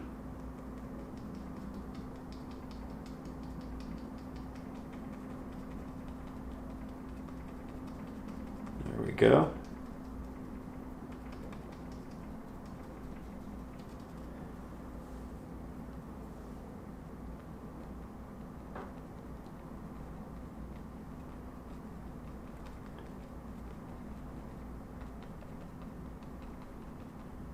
Wonderful.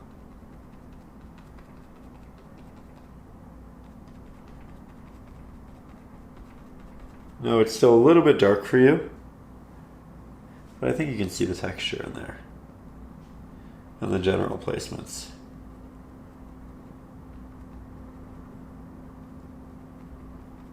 The sun should be out yet again quite soon.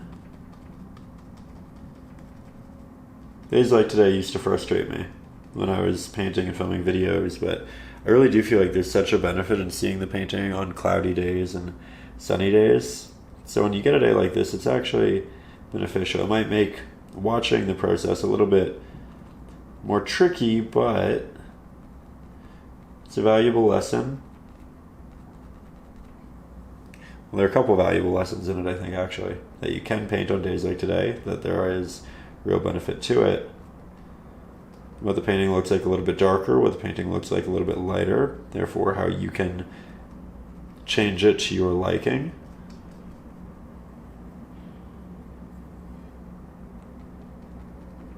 There we go.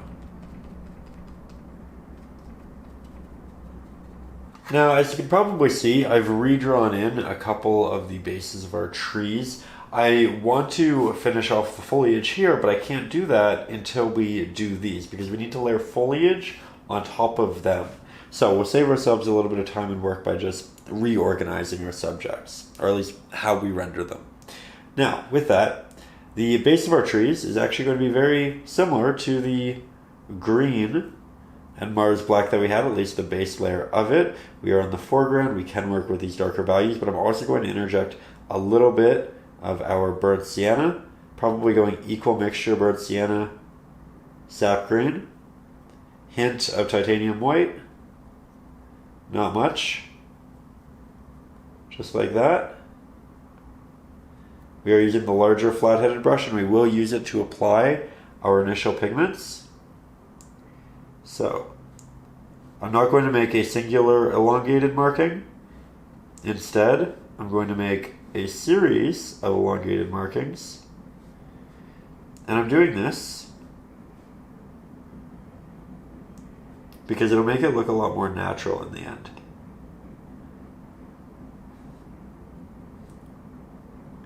Now, I'm trying to apply as little pressure as possible to get a very small mark, but when I'm towards the bottom, I might press harder and make it larger, very simply by just expanding the bristles of the brush, like so. We're also letting this weave in and out of foliage. As you can see, it's not always just passing through entirely. Also, there are little areas I can fill in here better. So just going back and doing that, we are going to grab some water for our brush, condense those bristles.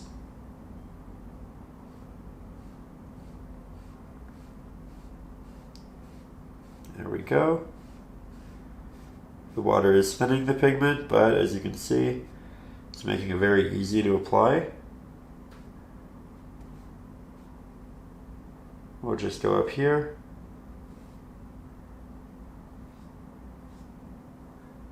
Like that. Here we'll have some more less developed trees, so smaller, less pressure.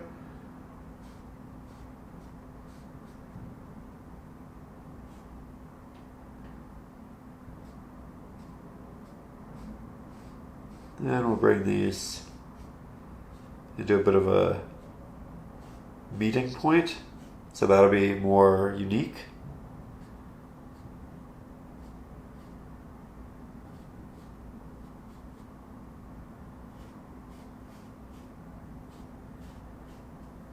Now from there, we'll grab more of this pigment.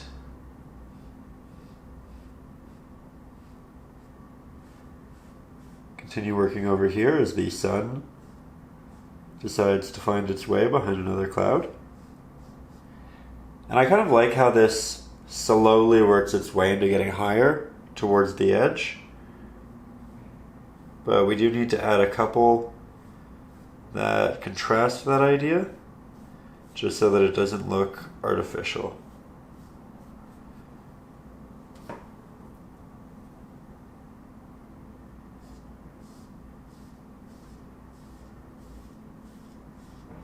There we go. This is, of course, just the base layer.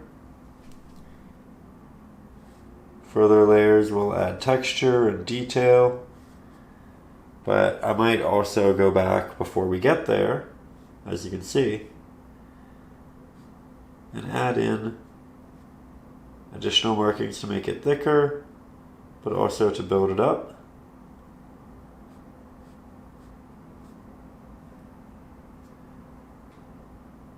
I can already tell this is too large, and I'll show you how we make it smaller quite soon.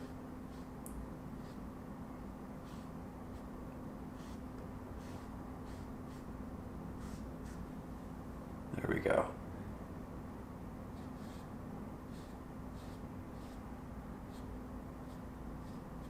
Now, stepping back, I would say that this side almost looks cartoonishly stark, but that's okay because we haven't added in our brighter values, textures, applications yet. And because of that, it is just going to look very dramatic for the next little bit. While we wait for it to dry, like we typically do with most any subject, we're just going to work our way to the other side and implement the other bases, which are equally important. Still going through with the typical practice of multiple strokes. Slightly more pressure with the brush towards the bottom, less pressure towards the top, occasionally skipping portions. I'm going to try very hard to paint this without putting my hand in the way, but no promises because of the angle. There we go. Continuously grabbing more water between each application. Just checking my photo for a second. We have a lot of trees kind of bundled together in this area.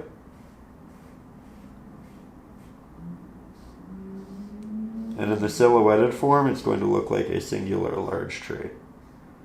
But it's not, and we'll diversify later.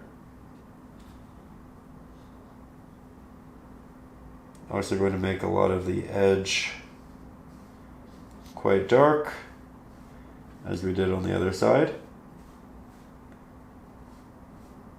Give it that nice vignette. Alright, so once we have that in place, we're going to switch to our liner, and we can start implementing tiny little branches that protrude. You can see here I have a little bit too much water on my brush, so I'm getting something that's incredibly transparent. We'll go back with more pigment, and there we go. Now you can see an actual branch. With these, we want to make sure that they are larger towards the actual tree. So I apply more pressure towards the tree, less as we are farther out. I want them staggered on both sides.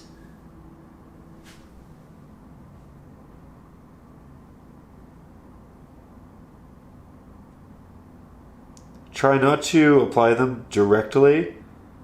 If there's one on the left, then here's or if there's one on the right, then here's one on the left, etc. You want variance. They also don't go straight out all the time. Sometimes they crisscross. You'll also have some down below. That's important.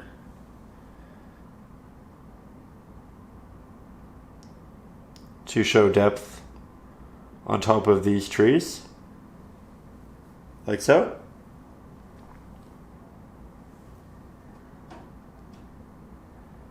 Continue working our way up. There I put one on the left and the right hand side at the same height. That was not intentional. It was done kind of mindlessly, and we try to avoid that. We also want to vary how much they move out. And if we can make them in multiple strokes and applications, that's nice too.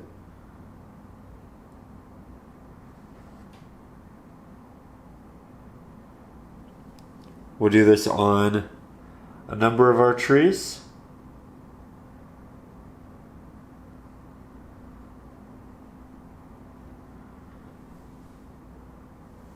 But the ones that are closest to us, we'll have them be the largest. So, for instance, what we have right here.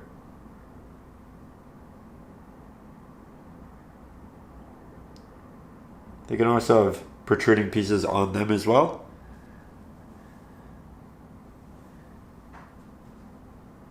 I don't want to do too many in any singular area. I want to figure out how it'll all balance. So as you can see, I'm moving over to the left-hand side temporarily.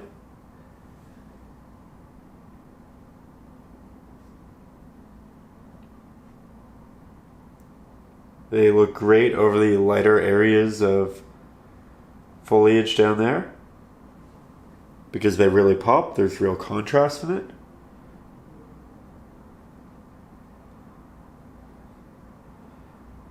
When the trees are close together, it becomes a bit more ambiguous as to which one it's protruding from, which is nice.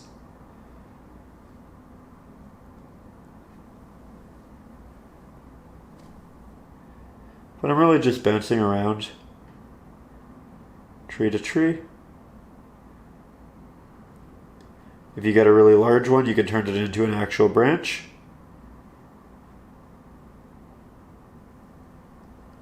And now the sun is out in full force. Quite bright.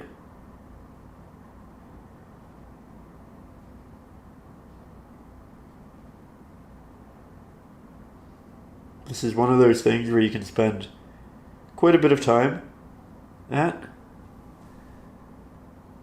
As there's just so many opportunities to interject these branches, big and small.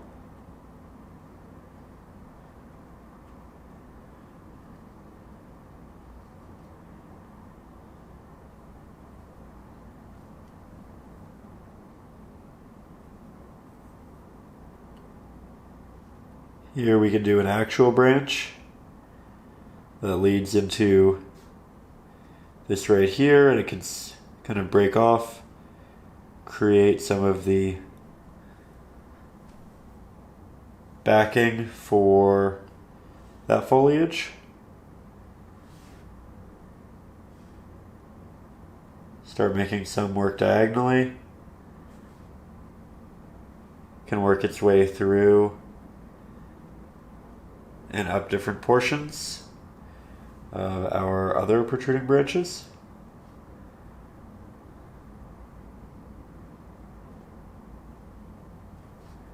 See that? So we're just filling out a lot of this space. And that was an accident. That was a mistake. Let's see if we can clean that up really quickly. Just using water on my brush to push that pigment away. There we go. If that didn't work, we would just repaint the sky, but we got lucky. Now we can get quite close and just focus on some detail work. I often find the little openings in between foliage is great for these branches and markings. Just like that. And eventually it can lead back into the actual tree. But having branches that move essentially over multiple trees can be really great for developing additional depth between them. Also, I'm doing a lot of them on a very similar angle. I would recommend varying it more than I have been. There, we'll have some leaning towards the left as well. I am still trying to think about leading lines in this process.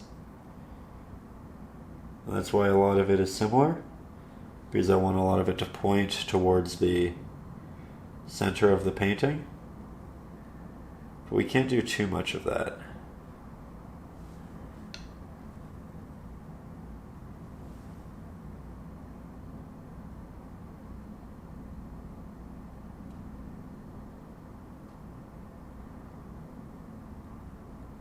There we go.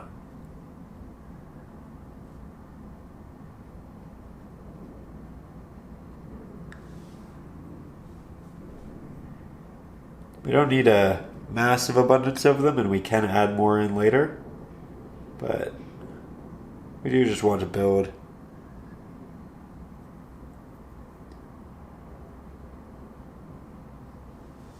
enough that it feels realistic.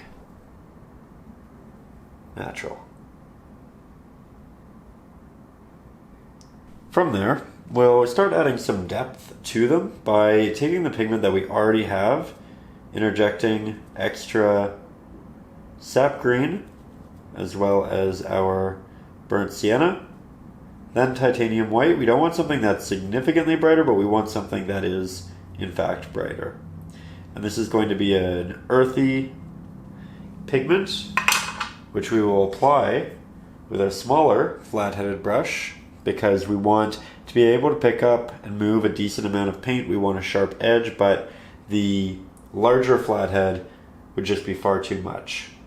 So with this, we're going to start applying highlight to the right-hand sides of our trees through a tap and a little bit of a drag.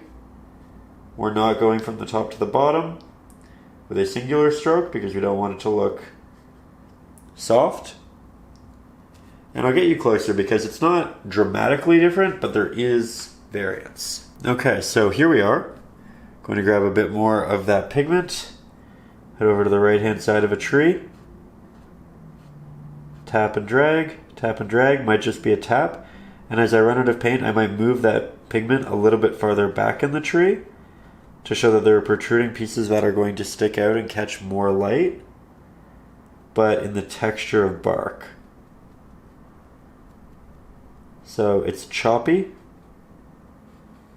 As far as all of our other applications, it's fairly unique.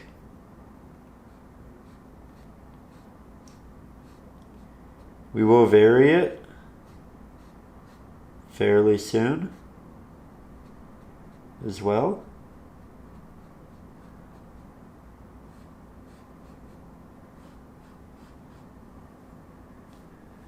Going to grab some extra water. We want to keep our brush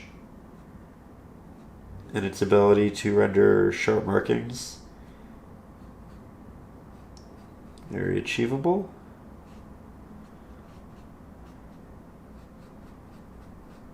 You can see that it's making it semi-transparent, but that's okay. It just means we'll be able to build layers easier.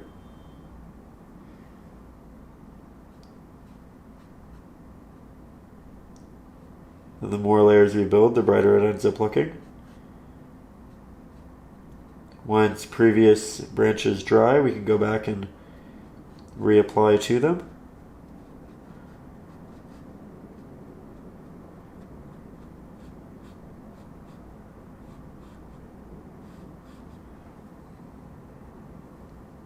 You can see that it's starting to have an impact.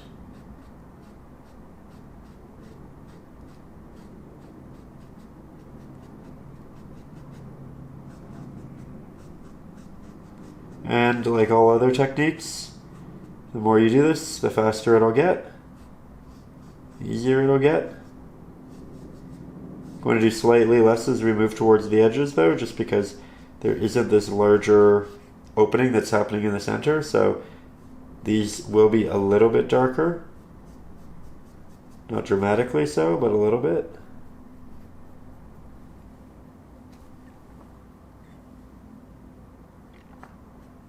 And you can see that I'm just continuously going back and building up those layers because they were semi-transparent. They still are semi-transparent, but we also go over the tops of larger branches too.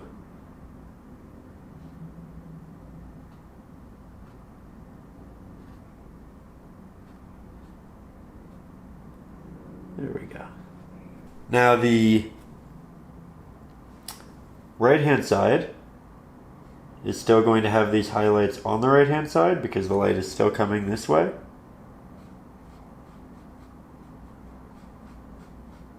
This tree is a bit thicker, which is nice. Gives us an opportunity to really add on that texture. The larger it is, the more detail you can add to it. But I do like to start by making the tree small because it's a lot easier to make them larger than it is to make them smaller. I'm not going to do too much highlight up in the middle sections because there just isn't that much light that can pass through there.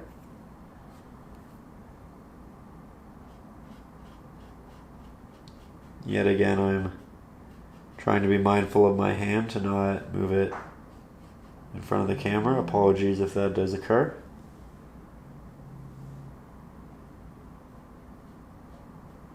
Multiple layers. Lots of little taps. You can also use the liner brush if you want something that's even more small and intentional. Starting by applying this right beside the openings because that's where the most light's going to be.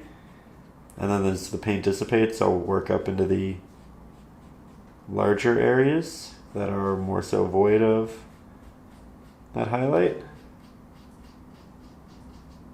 There we go.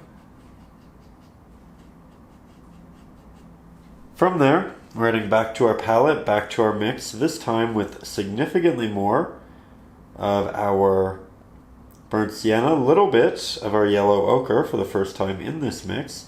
We still want it to be a bit darker, so Mars Black.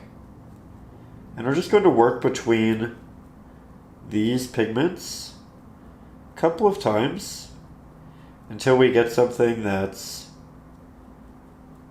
brighter, warmer. It has that sun coming down on it. It's not too saturated. It has room to be brightened, but doesn't have to be dramatically so. And it still has a bit of red in it. So, once we have that, back to the smaller flat. We'll grab that pigment, probably take off a little bit of excess. And I'm going to look for the areas that are open within the tree and apply it there, to begin anyway. And by open, I just mean that there's not foliage blocking where this is. Again, it's on that right-hand side. We lose it a little bit through there. Here's another opening. Here's an opening. We have one down towards the bottom. And as you run out of pigment, we can work it into the areas that should be darker because they still have a little bit of it, but not much. Here we are, a little bit of a different angle, but still looking for those openings. Letting it dissipate as we move into the areas that have shadow. And you can even go tree by tree, just looking for those opportunities.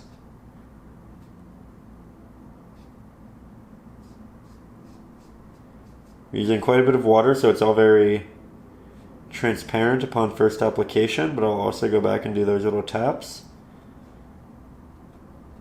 to add dimension highlight to the surrounding bark.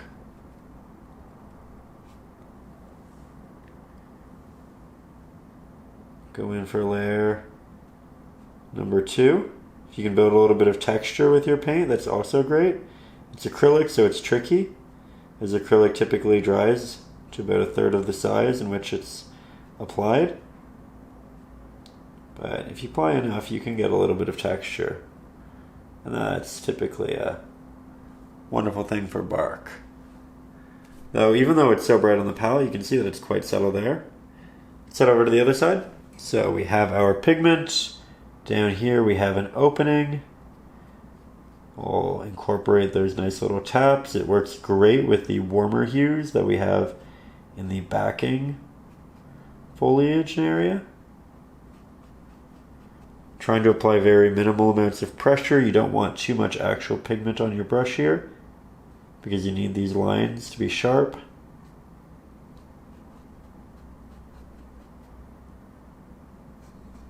I'll also do a little bit less of it as we get towards these edges.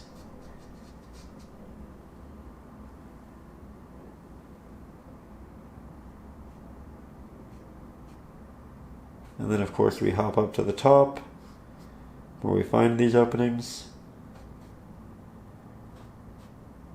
sporadically.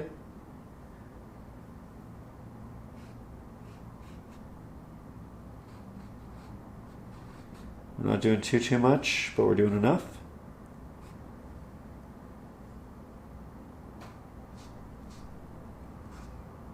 Now we'll go significantly brighter. So titanium white, yellow ochre, burnt sienna, mix that into our previous mix so that we get to grab a little bit of the Mars black, but we're not grabbing a brand new amount. Switch over to our liner brush. Make sure it's nice and damp.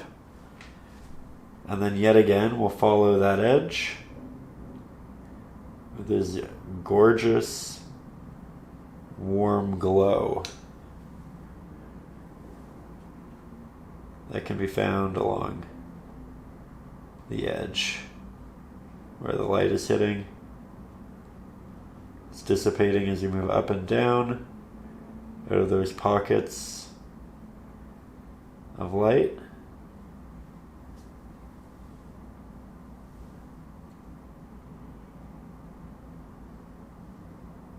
I am so happy with how this is turning out.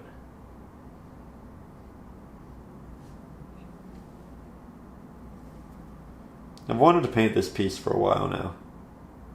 And I feel like just having it kind of gestating in the back of my head has afforded me the opportunity to put a lot of thought into it. And I often find the longer I take to start a painting, the better it ends up being. Which isn't an excuse to put off painting, but it is just an honest assessment of how I feel I make the best work and lessons. That said, starting is important. For those of you who struggle with just getting started, recognize that it is just acrylic and that it's very easy to remedy mistakes.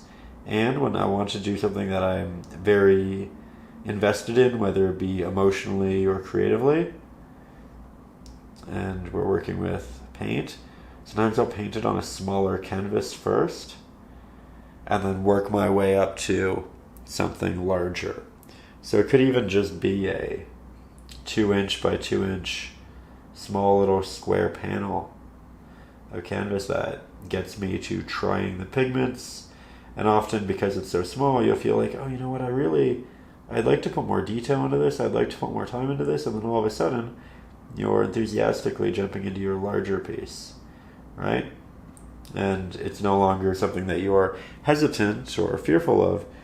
It's something that's rather exciting. And that's really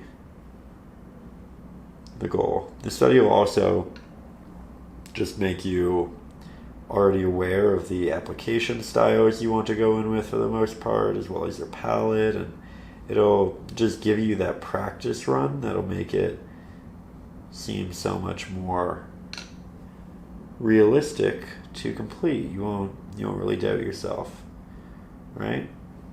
So for those of you who do just struggle to get started, try something smaller.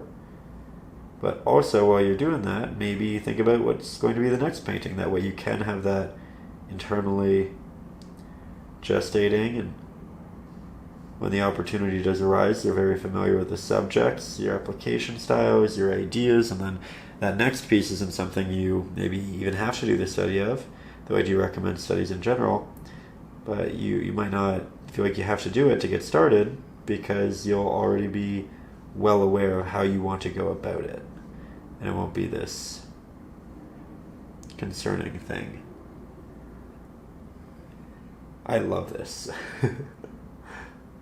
Very happy.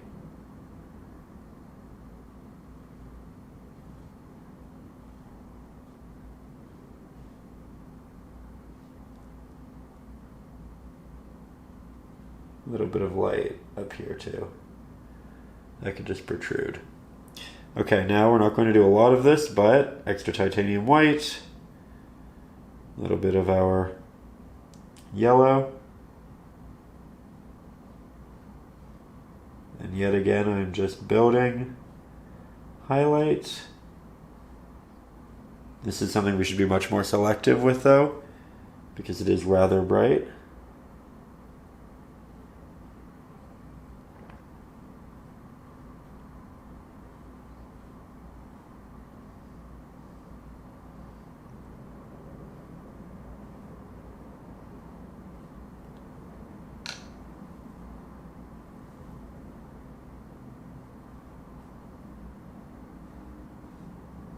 Again, not going to do too much with it. Not trying to replace all of the previous applications. This is just an addition. It's on the edge. Still trying to let the others show through. I'm going to try to keep it towards the middle here, not too much towards the hard left-hand side, because I don't really want to draw the eye that far to the edge. This will probably be the closest I get to that edge there.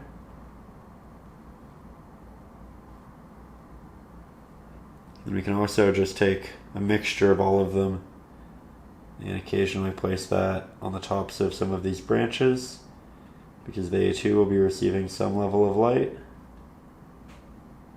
I'm going to be very careful though. I don't want to make the branches larger. I just want to make them cohesive with the areas in which they come from. Stepping back, I am loving the way the top looks. There's definitely still room for real improvement, but we'll do that in a little bit. You know what, yeah. We'll do the improvement portions for that in a little bit. We're going to just finish off the final layer, and that's going to have some sap green, hint of our yellow ochre, good amount of Mars black. We want a darker green, not the darkest green. We want it to be brighter than the darker pigment that we have there, but we do still want it to be quite dark.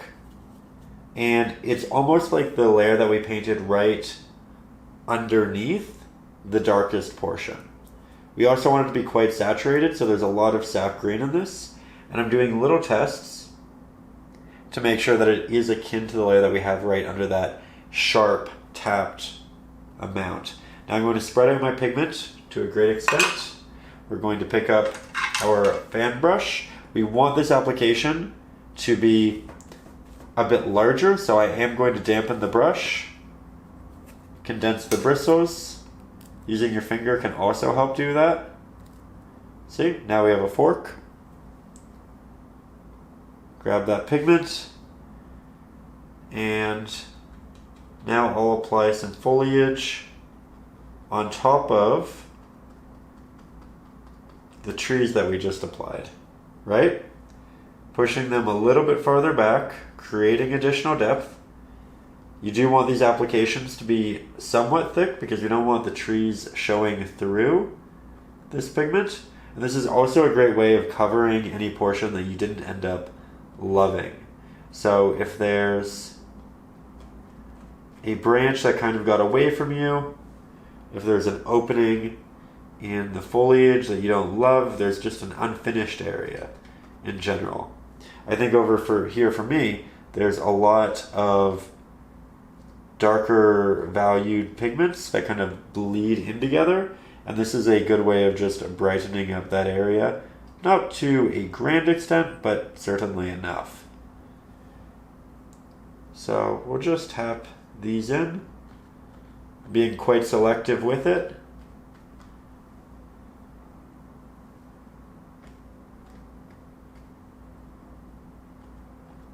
But it is an extra layer of depth for us. I think right there is a great spot for it.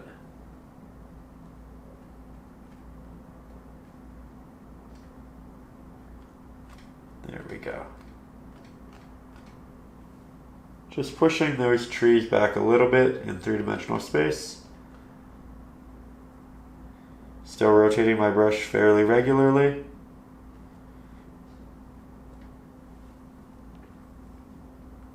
And making the painting as a whole quite a bit more cohesive.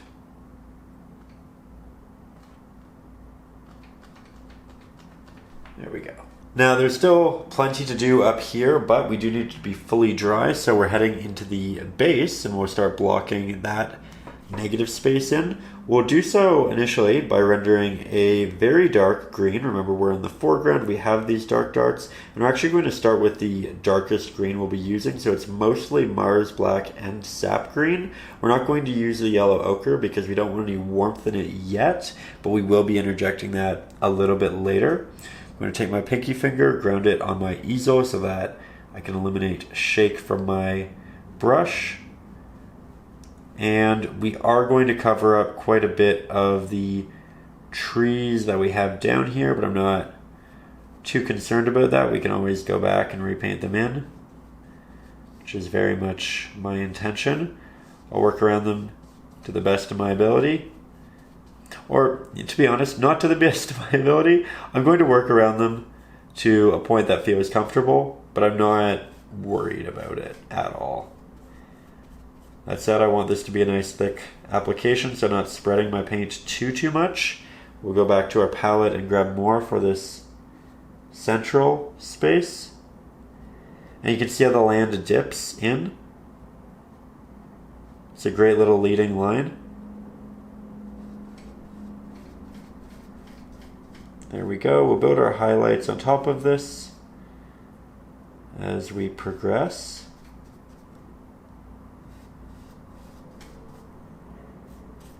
There we go.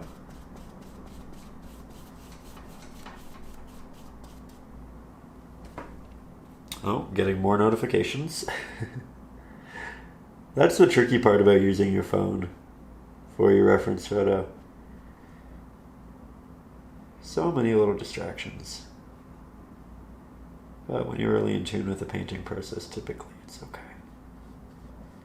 That said, you can find the traceable up over on Patreon, along with the reference photo. And if you use the reference photo, again, I just have it on my phone, you can print it out. And this is something that I used to do when I wanted extra help with color matching. I would print it out just on a regular piece of paper, and then I would paint the colors onto the photo first to make sure that they were correct before I applied it to the canvas. And I found that made life quite a bit easier. It was always interesting to see how close I was with the colors. Maybe I was really off, maybe I was really close, but it was a very beneficial practice. I don't feel like I really need too much anymore, but occasionally if I'm working with a new palette, new pigments, just something kind of out of the norm, I will still do that. But there we have our darker base. Now we're going to do the darker base for the ground itself, which is more so burnt sienna, Mars Black, titanium white. Don't want too much titanium white in there. It's mostly a Mars Black and burnt sienna mix.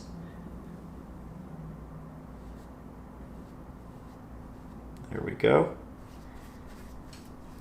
I'm going to avoid the edges just a little bit because it's still very wet. Our brush is damp, which kept that paint wet longer. And now we'll do a little bit of a wet into dry blend. Just create that somewhat soft transition from one into the other. And I know this does not look great, especially compared to the top, which is not finished, but certainly a lot farther along. And that's okay. This is just part of the process. We're going to make a darker version of it, and we're going to run this along the sides of the grass that will have shadow, like so. And then we'll just make a slightly brighter version, blend that back into the ground. Now it looks like the grass will cast a shadow on this very earthy portion of the path. Right? Not a big one, but enough that it looks three-dimensional. There we go. Then we'll make the slight middle of it be a little bit brighter, so extra titanium white, extra burnt sienna.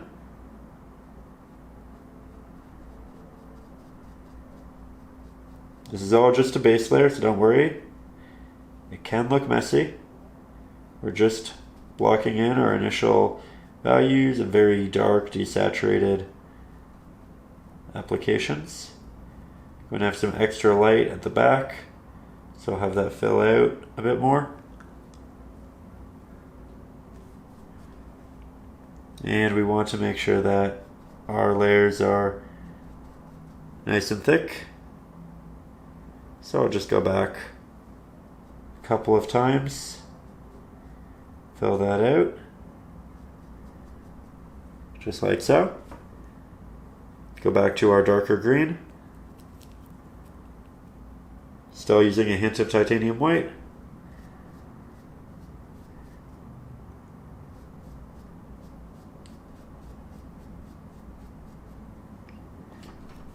If you want, you can make it even darker for the corners. Give it that slight vignette, especially back here. We're not going to be receiving that much light.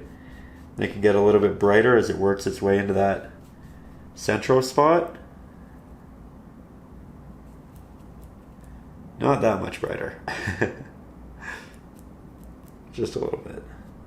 There we go.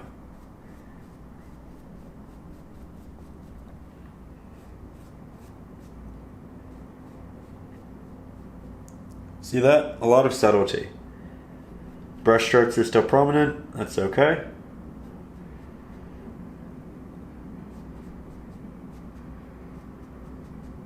Okay, now we get to have some real fun. Start building up some volume and highlight. I'm going to grab a little bit of yellow ochre, about 3 or 4 times that in burnt sienna, hint of titanium white because we need to thicken it, Mars black because we need to darken it and desaturate it a bit. But we're essentially looking for a mid-value brown that has a little bit of that warmer golden yellow ochre hue to it. I think this is a beautiful pigment. It will be a little bit darker on here because we're working on top of darker paint and it will be semi-transparent. But essentially we're going to have the light working its way through all of the trees. Remember, the light's over here. The light is going to be shining in between them. And that also means it's going to be shining on the road. So how I'm going to apply this is through little taps. And every line that we create here, we are going to have to continue onto the other side.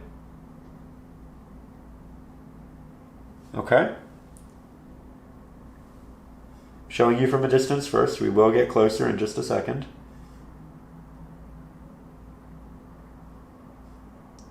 You can see that I kind of start over here and then I let my brush bounce to the other side. We're going to try to create various spacing between these. Some are going to be thicker than others. You can tell that this is a lot less prominent on the canvas than it was on my palette, as we assumed it would be.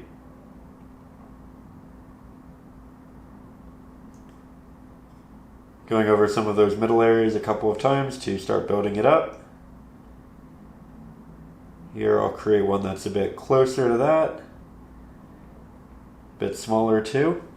And from here, we will get you closer. Now this is just the beginning, but we're going to do a lot of layering in this way, and what's important right now is that we get the correct spacing, but also that we start building a little bits of texture. And here, as we get closer to us, as you can see, I incorporate more of a tap. We were already doing taps, but now it's a bit more prominent. And the taps are essentially incorporated because portions of the ground are going to protrude. And in that, they catch a light. The areas that don't protrude don't catch that light,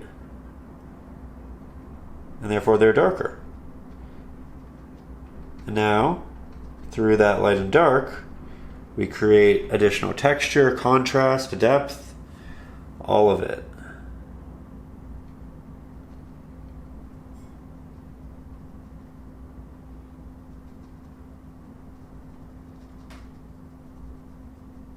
There we go.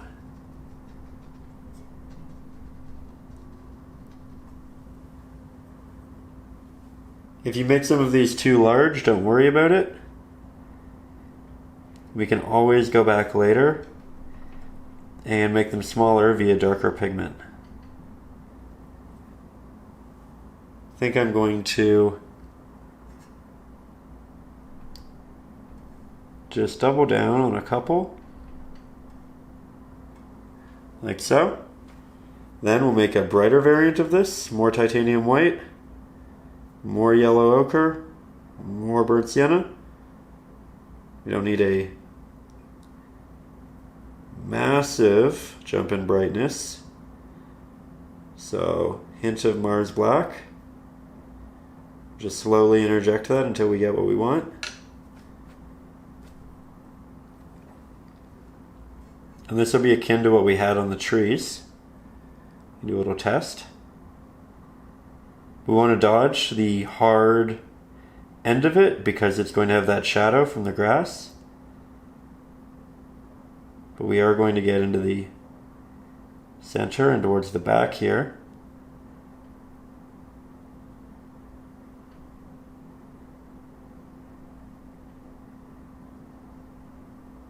You can see that there's a bit of a slope as well, where it goes down like that. It follows the general landscape itself.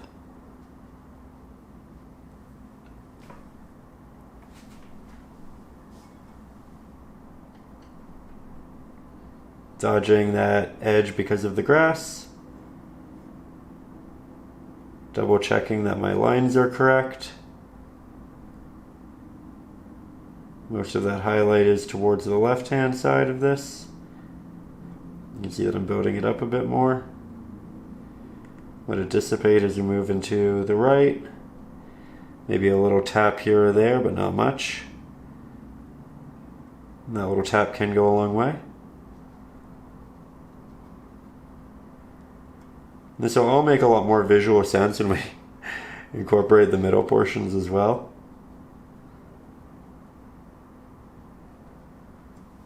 And the background, that area just isn't as detailed. It shouldn't be.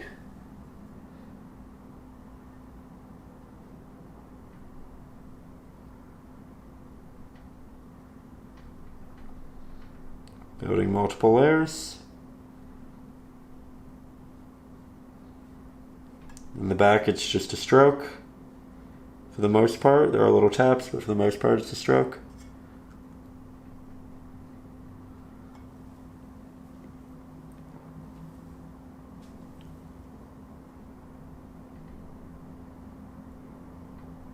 There we go.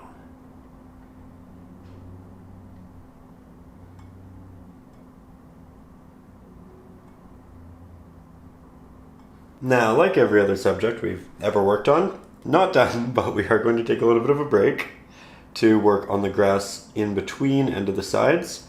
So for this, we want something brighter than what we had, but we still want it to be dark. We want something we can build on with a couple of different hues. So here we have the base.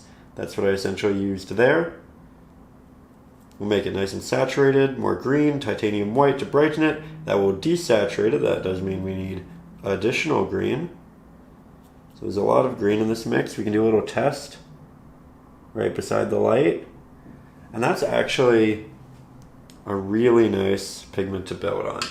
So I'm going to switch over to my fan brush. And you want this to be nice and dry so it doesn't kind of fork off into all of those little pieces. We want as many points as possible.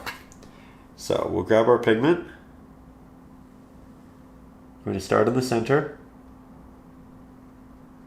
In the far distance, I'm doing a lot of little taps for the grass. It's a tap and drag. And then as I get closer, we elongate them. This isn't our final layer for grass. We will build on it. I'm leaving a good amount of space in between my markings. So we'll start again at the top. In the distance, they're small, it's minute. Still just using about a third of the brush.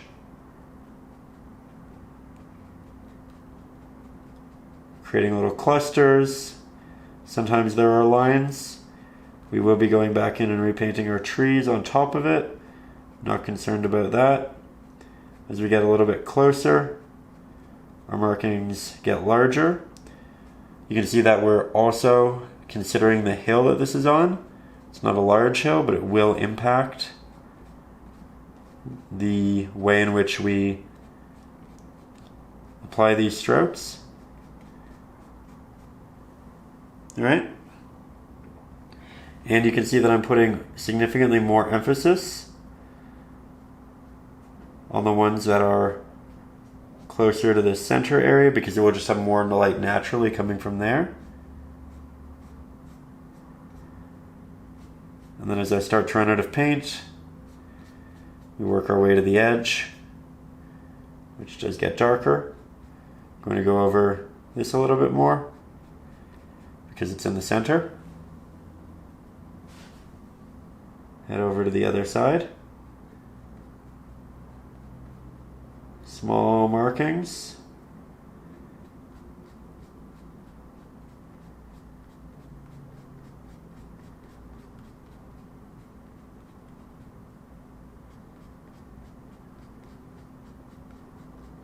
There we go.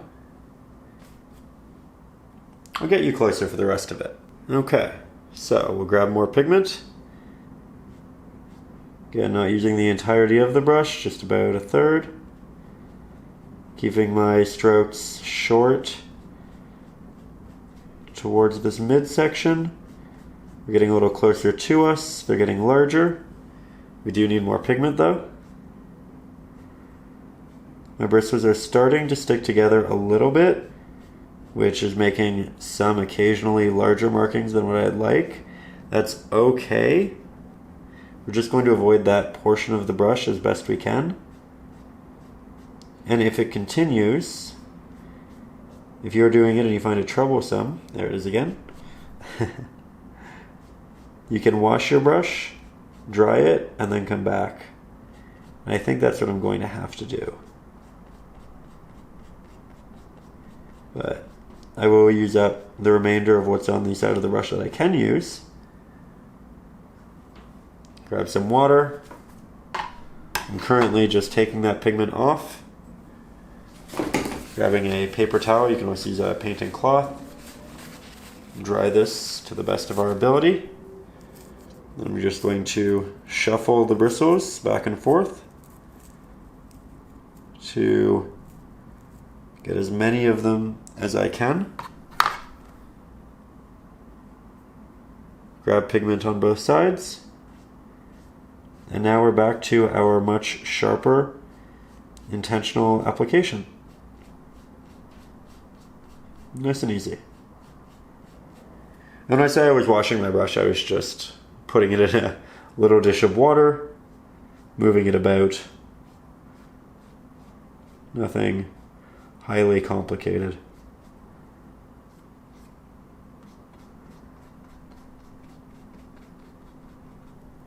There we go. Good little first application. From there, once it's all nice and dry, we can go to a brighter green. So sap green, titanium white. Now a little bit of yellow ochre. We can start brightening it to a point. And a little bit of Mars black.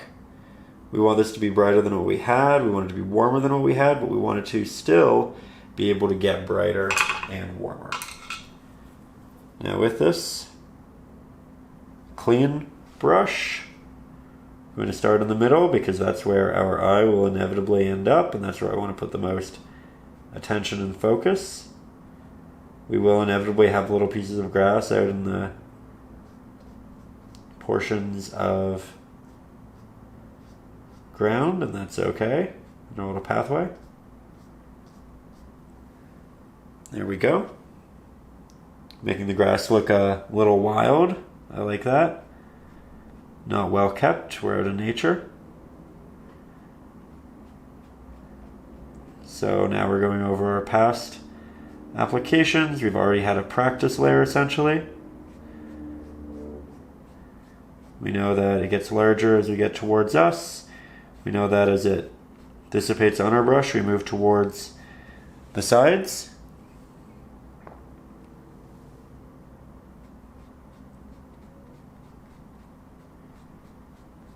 We are yet to incorporate light in the way that it's been done in the ground, but we will do that soon. We just need this mid-valued base layer applied first, like so. We have the nice shadows from the tree down here. We have the shadows from the tree over there. Yet again, we go brighter, we go warmer. Titanium white, yellow ochre, sap green. Moving farther and farther away from that Mars black.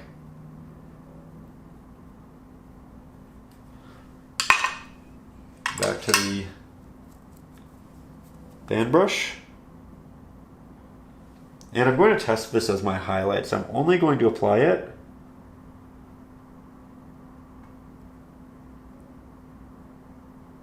where we have our connective tissues of light. Same rule applies. We get closer to us, they get larger.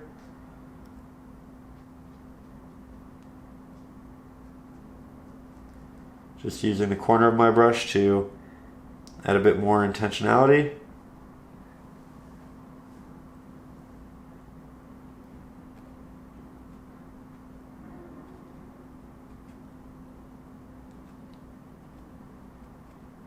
Remember that it's going uphill a little bit.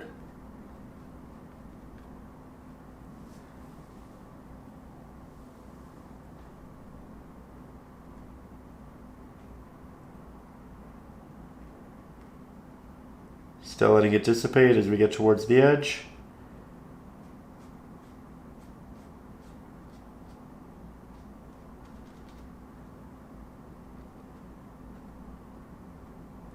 This has a real lift to it on this side.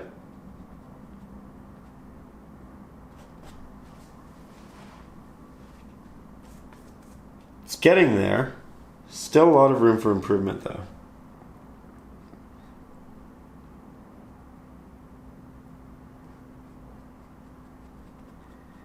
And then it kind of connects a lot of the light towards the top over here.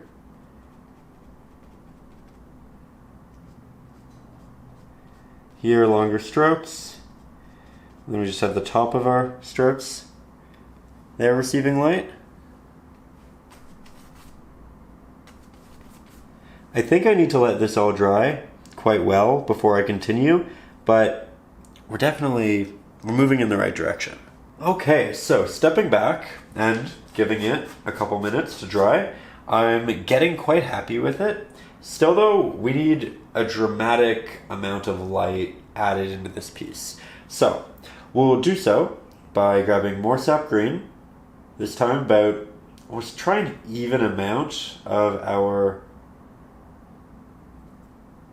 yellow ochre, titanium white. I'm mixing this on top of what I did on the palette before, which is still wet. So this is essentially just a brighter variant of that. It still has some interjection of Mars Black. If yours has dried, you can interject the Mars Black yourself just using the corner of your brush, very small amount. But you can see that this is a lot warmer than one of the other greens that we used for the grass. So we'll grab that. Brush is clean. We're using it with its sharp portions.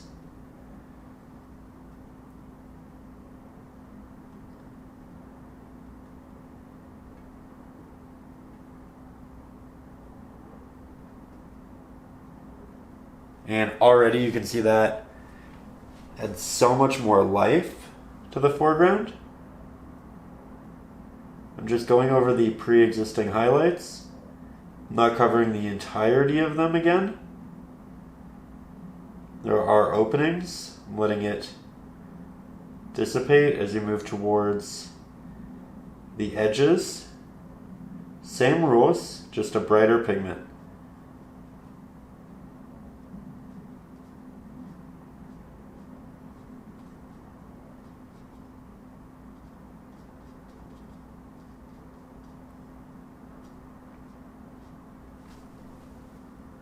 Taking a step back, I am a fan. I have you quite far back for this just because it's one of those things where the wider perspective you can get, the better. Because it's about finding cohesion within the entirety of the piece. And of course, the closer you are, the harder it is to figure that out. I kind of have my neck pretty far back because I'm trying to create distance between myself and the canvas. I can additionally make that easier by holding the brush farther away, but I don't know that I'm willing to relinquish that control. I say that, but you know what, here we are, we're doing it, and I think it's working well. Combining some of these highlights up here, because perhaps there's a greater opening. Grabbing a bit more of that pigment.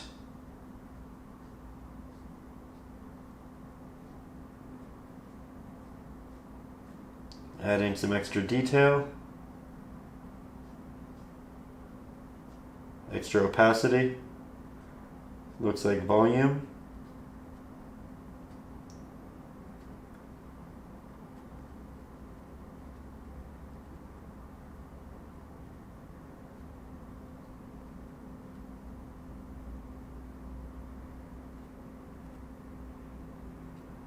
Just little taps of highlight out here in the darker portions.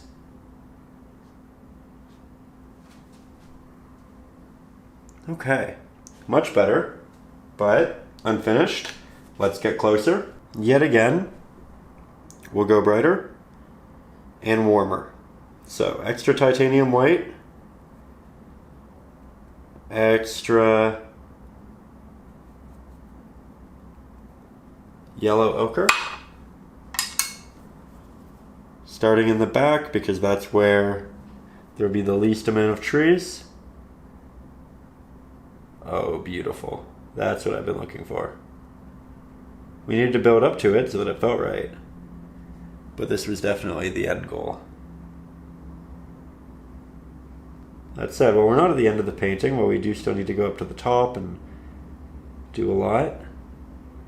Has been quite some time. Do want to say a big thank you to everybody for sticking around and learning to paint here with me today.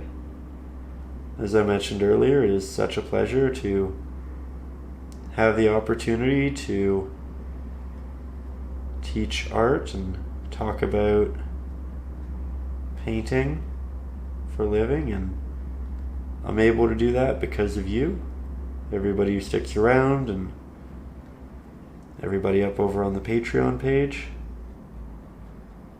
You make lessons like this happen. This is a lot this is a lot longer and a lot more detailed than what I used to do, and again, only able to put this time in because of that incredible support, because of dedicated viewers like yourself, dedicated community members as well.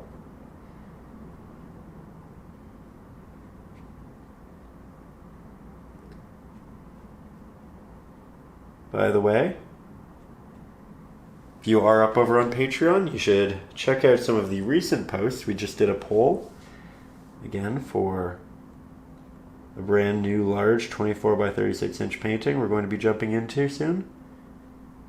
Everybody voted on what we'll do. That'll be a big Patreon exclusive series. I'll still be doing lessons this size up over on YouTube, but if you want something really large, really detail oriented, that will be an option, and you can still vote on it.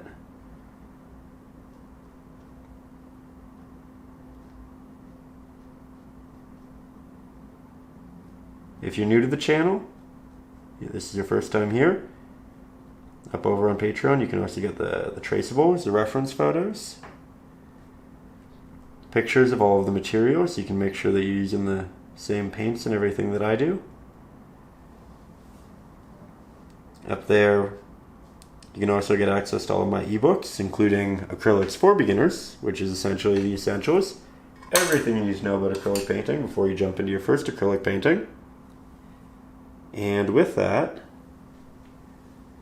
we talk about glazing, leading lines, what brushes to use,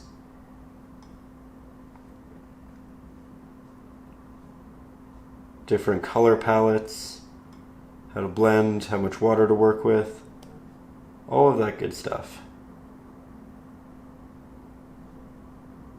You can also get my ebooks full of traceables, some of which are on landscapes. I also have one fully dedicated to flowers, but those are essentially for the days where you want to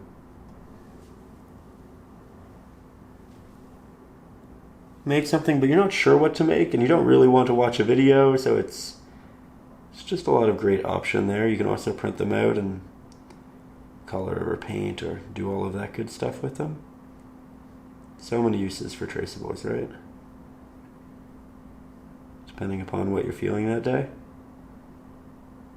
You can also get access to our exclusive Facebook group where everybody shares their renditions of these pieces. You can get help from the community and great support. It's a really, really supportive, wonderful collection of people. I feel like every time I'm in that group, I end up smiling, and a lot of times I actually learn things, which is great. I love when I get to learn from the community as well. There's some really talented people. I just saw Kyle, I don't know if you're going to be watching this one, but I know this is your type of landscape. But I just saw your piece in the Facebook group, and it's great to see you painting and creating such realistic, amazing pieces again.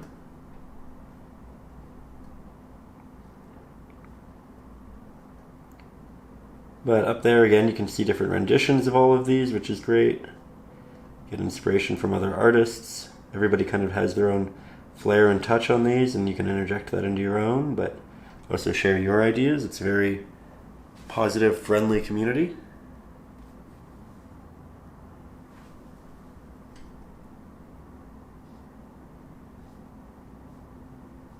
There we go. I also have personal art critiques up there at the higher tiers, where you can send me images of your work and I'll do a little private video review, talk about what's working, what we can work on, all of that good stuff. I think I'll record one of those this week actually. They'll get access to a private email that you can send that into. So there's a lot up over on Patreon if you're interested, but most people use it for the traceables to get all of the proportioning, perspective, and that down.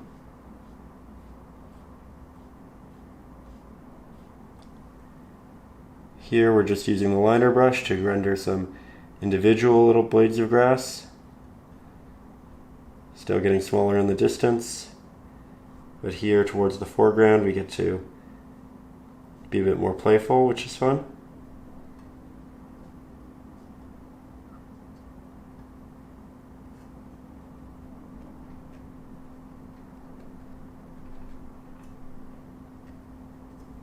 Now, as we continue to increase the highlights of the grass, I think it becomes evident that we need to increase the highlights of the pathway as well. So, we'll just go to our tried and true mixture of the burnt sienna, our yellow ochre, titanium white, a little bit of Mars black, back to the smaller liner brush. We start in the far, far distance, and that is beautiful. Now, the value of it is akin to the little trees that we have in the background. The hue is also quite similar, which isn't a bad thing.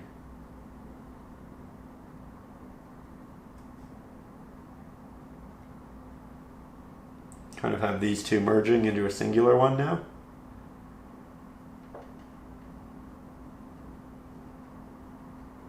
We have a stark contrast between the darker portions and the lighter ones, which is something you can make more subtle should you want to, but I think that contrast is really nice from afar. Do be careful of the shadows in the grass still. They do matter.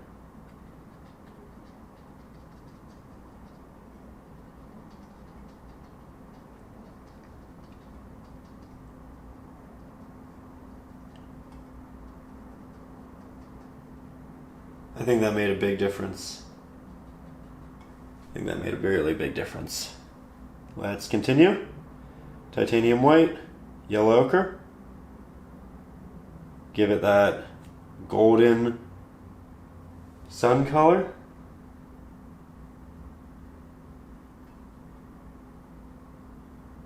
Just reaching in the back. This is bright to the point where it will probably prompt us to make the grass brighter as well.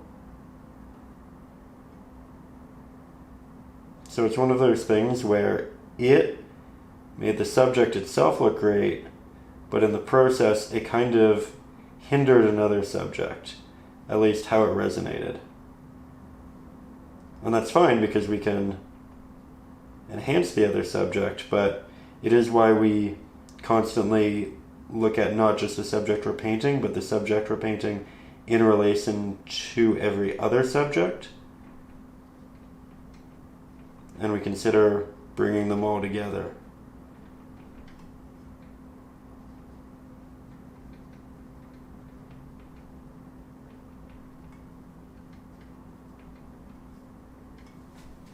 There we go. Oh, I love that. Love it. So, grab a little bit of sap green, a lot of yellow ochre, a lot of titanium white. We'll mix up the brightest green we have yet, but also the warmest green.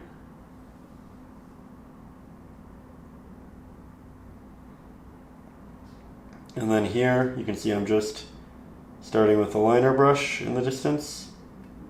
We can use the fan brush, but this might just make more sense, provided we can get really nice, sharp, clean markings with it. In the background, we don't need each individual blade. Remember, we were condensing them anyway. So, this is one of those things that just might work actually quite well. That said, I'm not going to bring the true highlight all the way into the back here. Maybe we can just do a little piece here and there, but it should progressively get darker even in that highlight. Let's get you a bit closer though. We can still see it cohesively a little bit closer. And as we get closer and I look in the viewfinder, I get really excited because this is how I kind of envisioned it. And we just had to keep adding those layers until we got here. We're getting closer, so we need those sharper markings. I might switch brushes. You know what? No, I think I like how this is a little bit darker because like the opening is here. It should get darker as it gets closer to us. We'll do a couple really small, larger pieces of grass. Just to show that it's also catching a little bit of that highlight, but we're not going to do much. This is one of those things where this area could have all of these highlights. It could really stand out to a grand degree, but I think it will be best if it doesn't. So we'll just do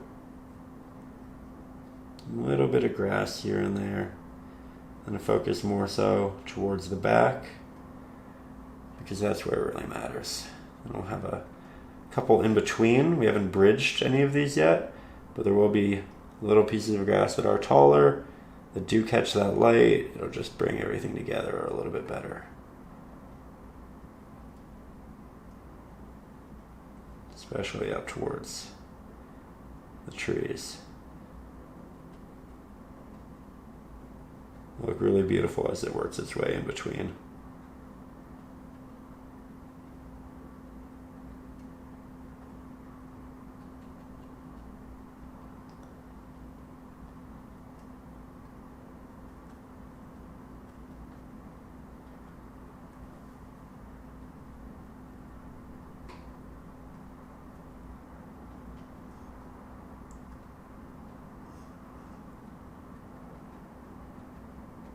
There we go.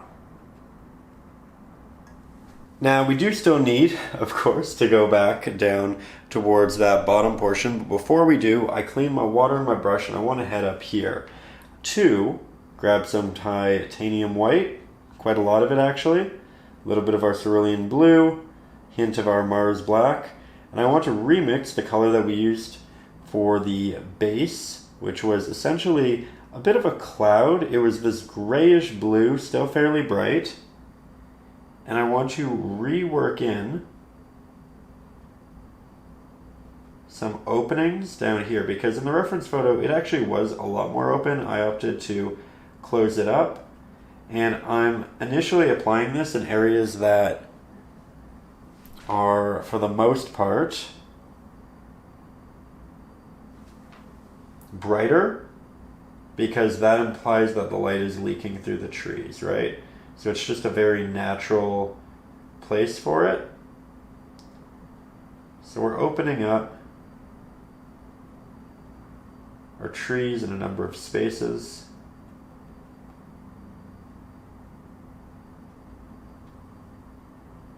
I think already it's making a good difference. But I do want something a bit more bold. So, bold we shall be.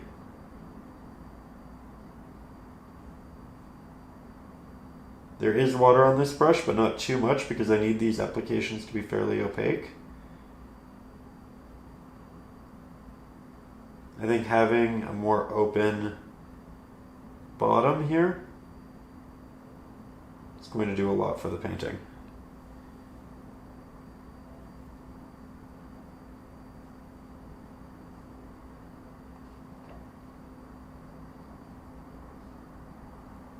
Yeah, look at that. Honestly, so much better. This is why I kept saying we're definitely going back up here. Because I knew I wanted to open it up, but I wasn't sure how much because I wasn't sure how I was going to feel about all of this green towards the bottom.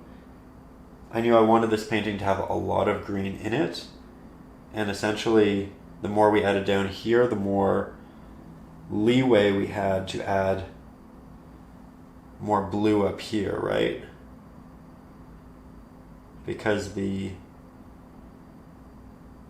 green was mandatory, but I wasn't sure how much we'd have in this space or how it would make me feel about the rest of the painting. We do have to be careful when we add these openings. Sometimes it means we'll have to go back and add light to the trees, but I kind of pre-planned where a lot of it was going to be. So I won't have to go back and add that light, at least not in abundance. But it is something to consider, right? Because we added the light at a different point.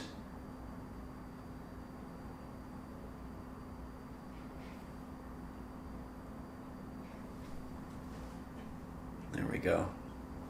Looking in the viewfinder a lot so that it looks... The viewfinder essentially makes it look like the painting is 10 feet away, which is great. It's something I implore you to do if you are already. Do take those steps back from your painting. Get that larger, wider view. It will help you balance things in the way that you need to.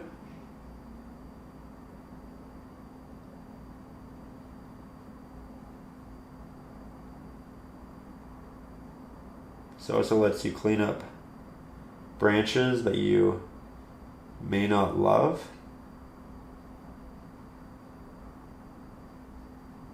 Going over some of these areas a couple of times just to make sure they're nice and built up.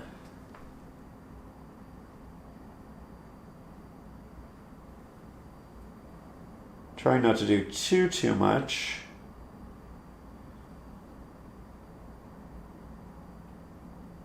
This is one of those things where you can apply some, take a break, apply some, take a break.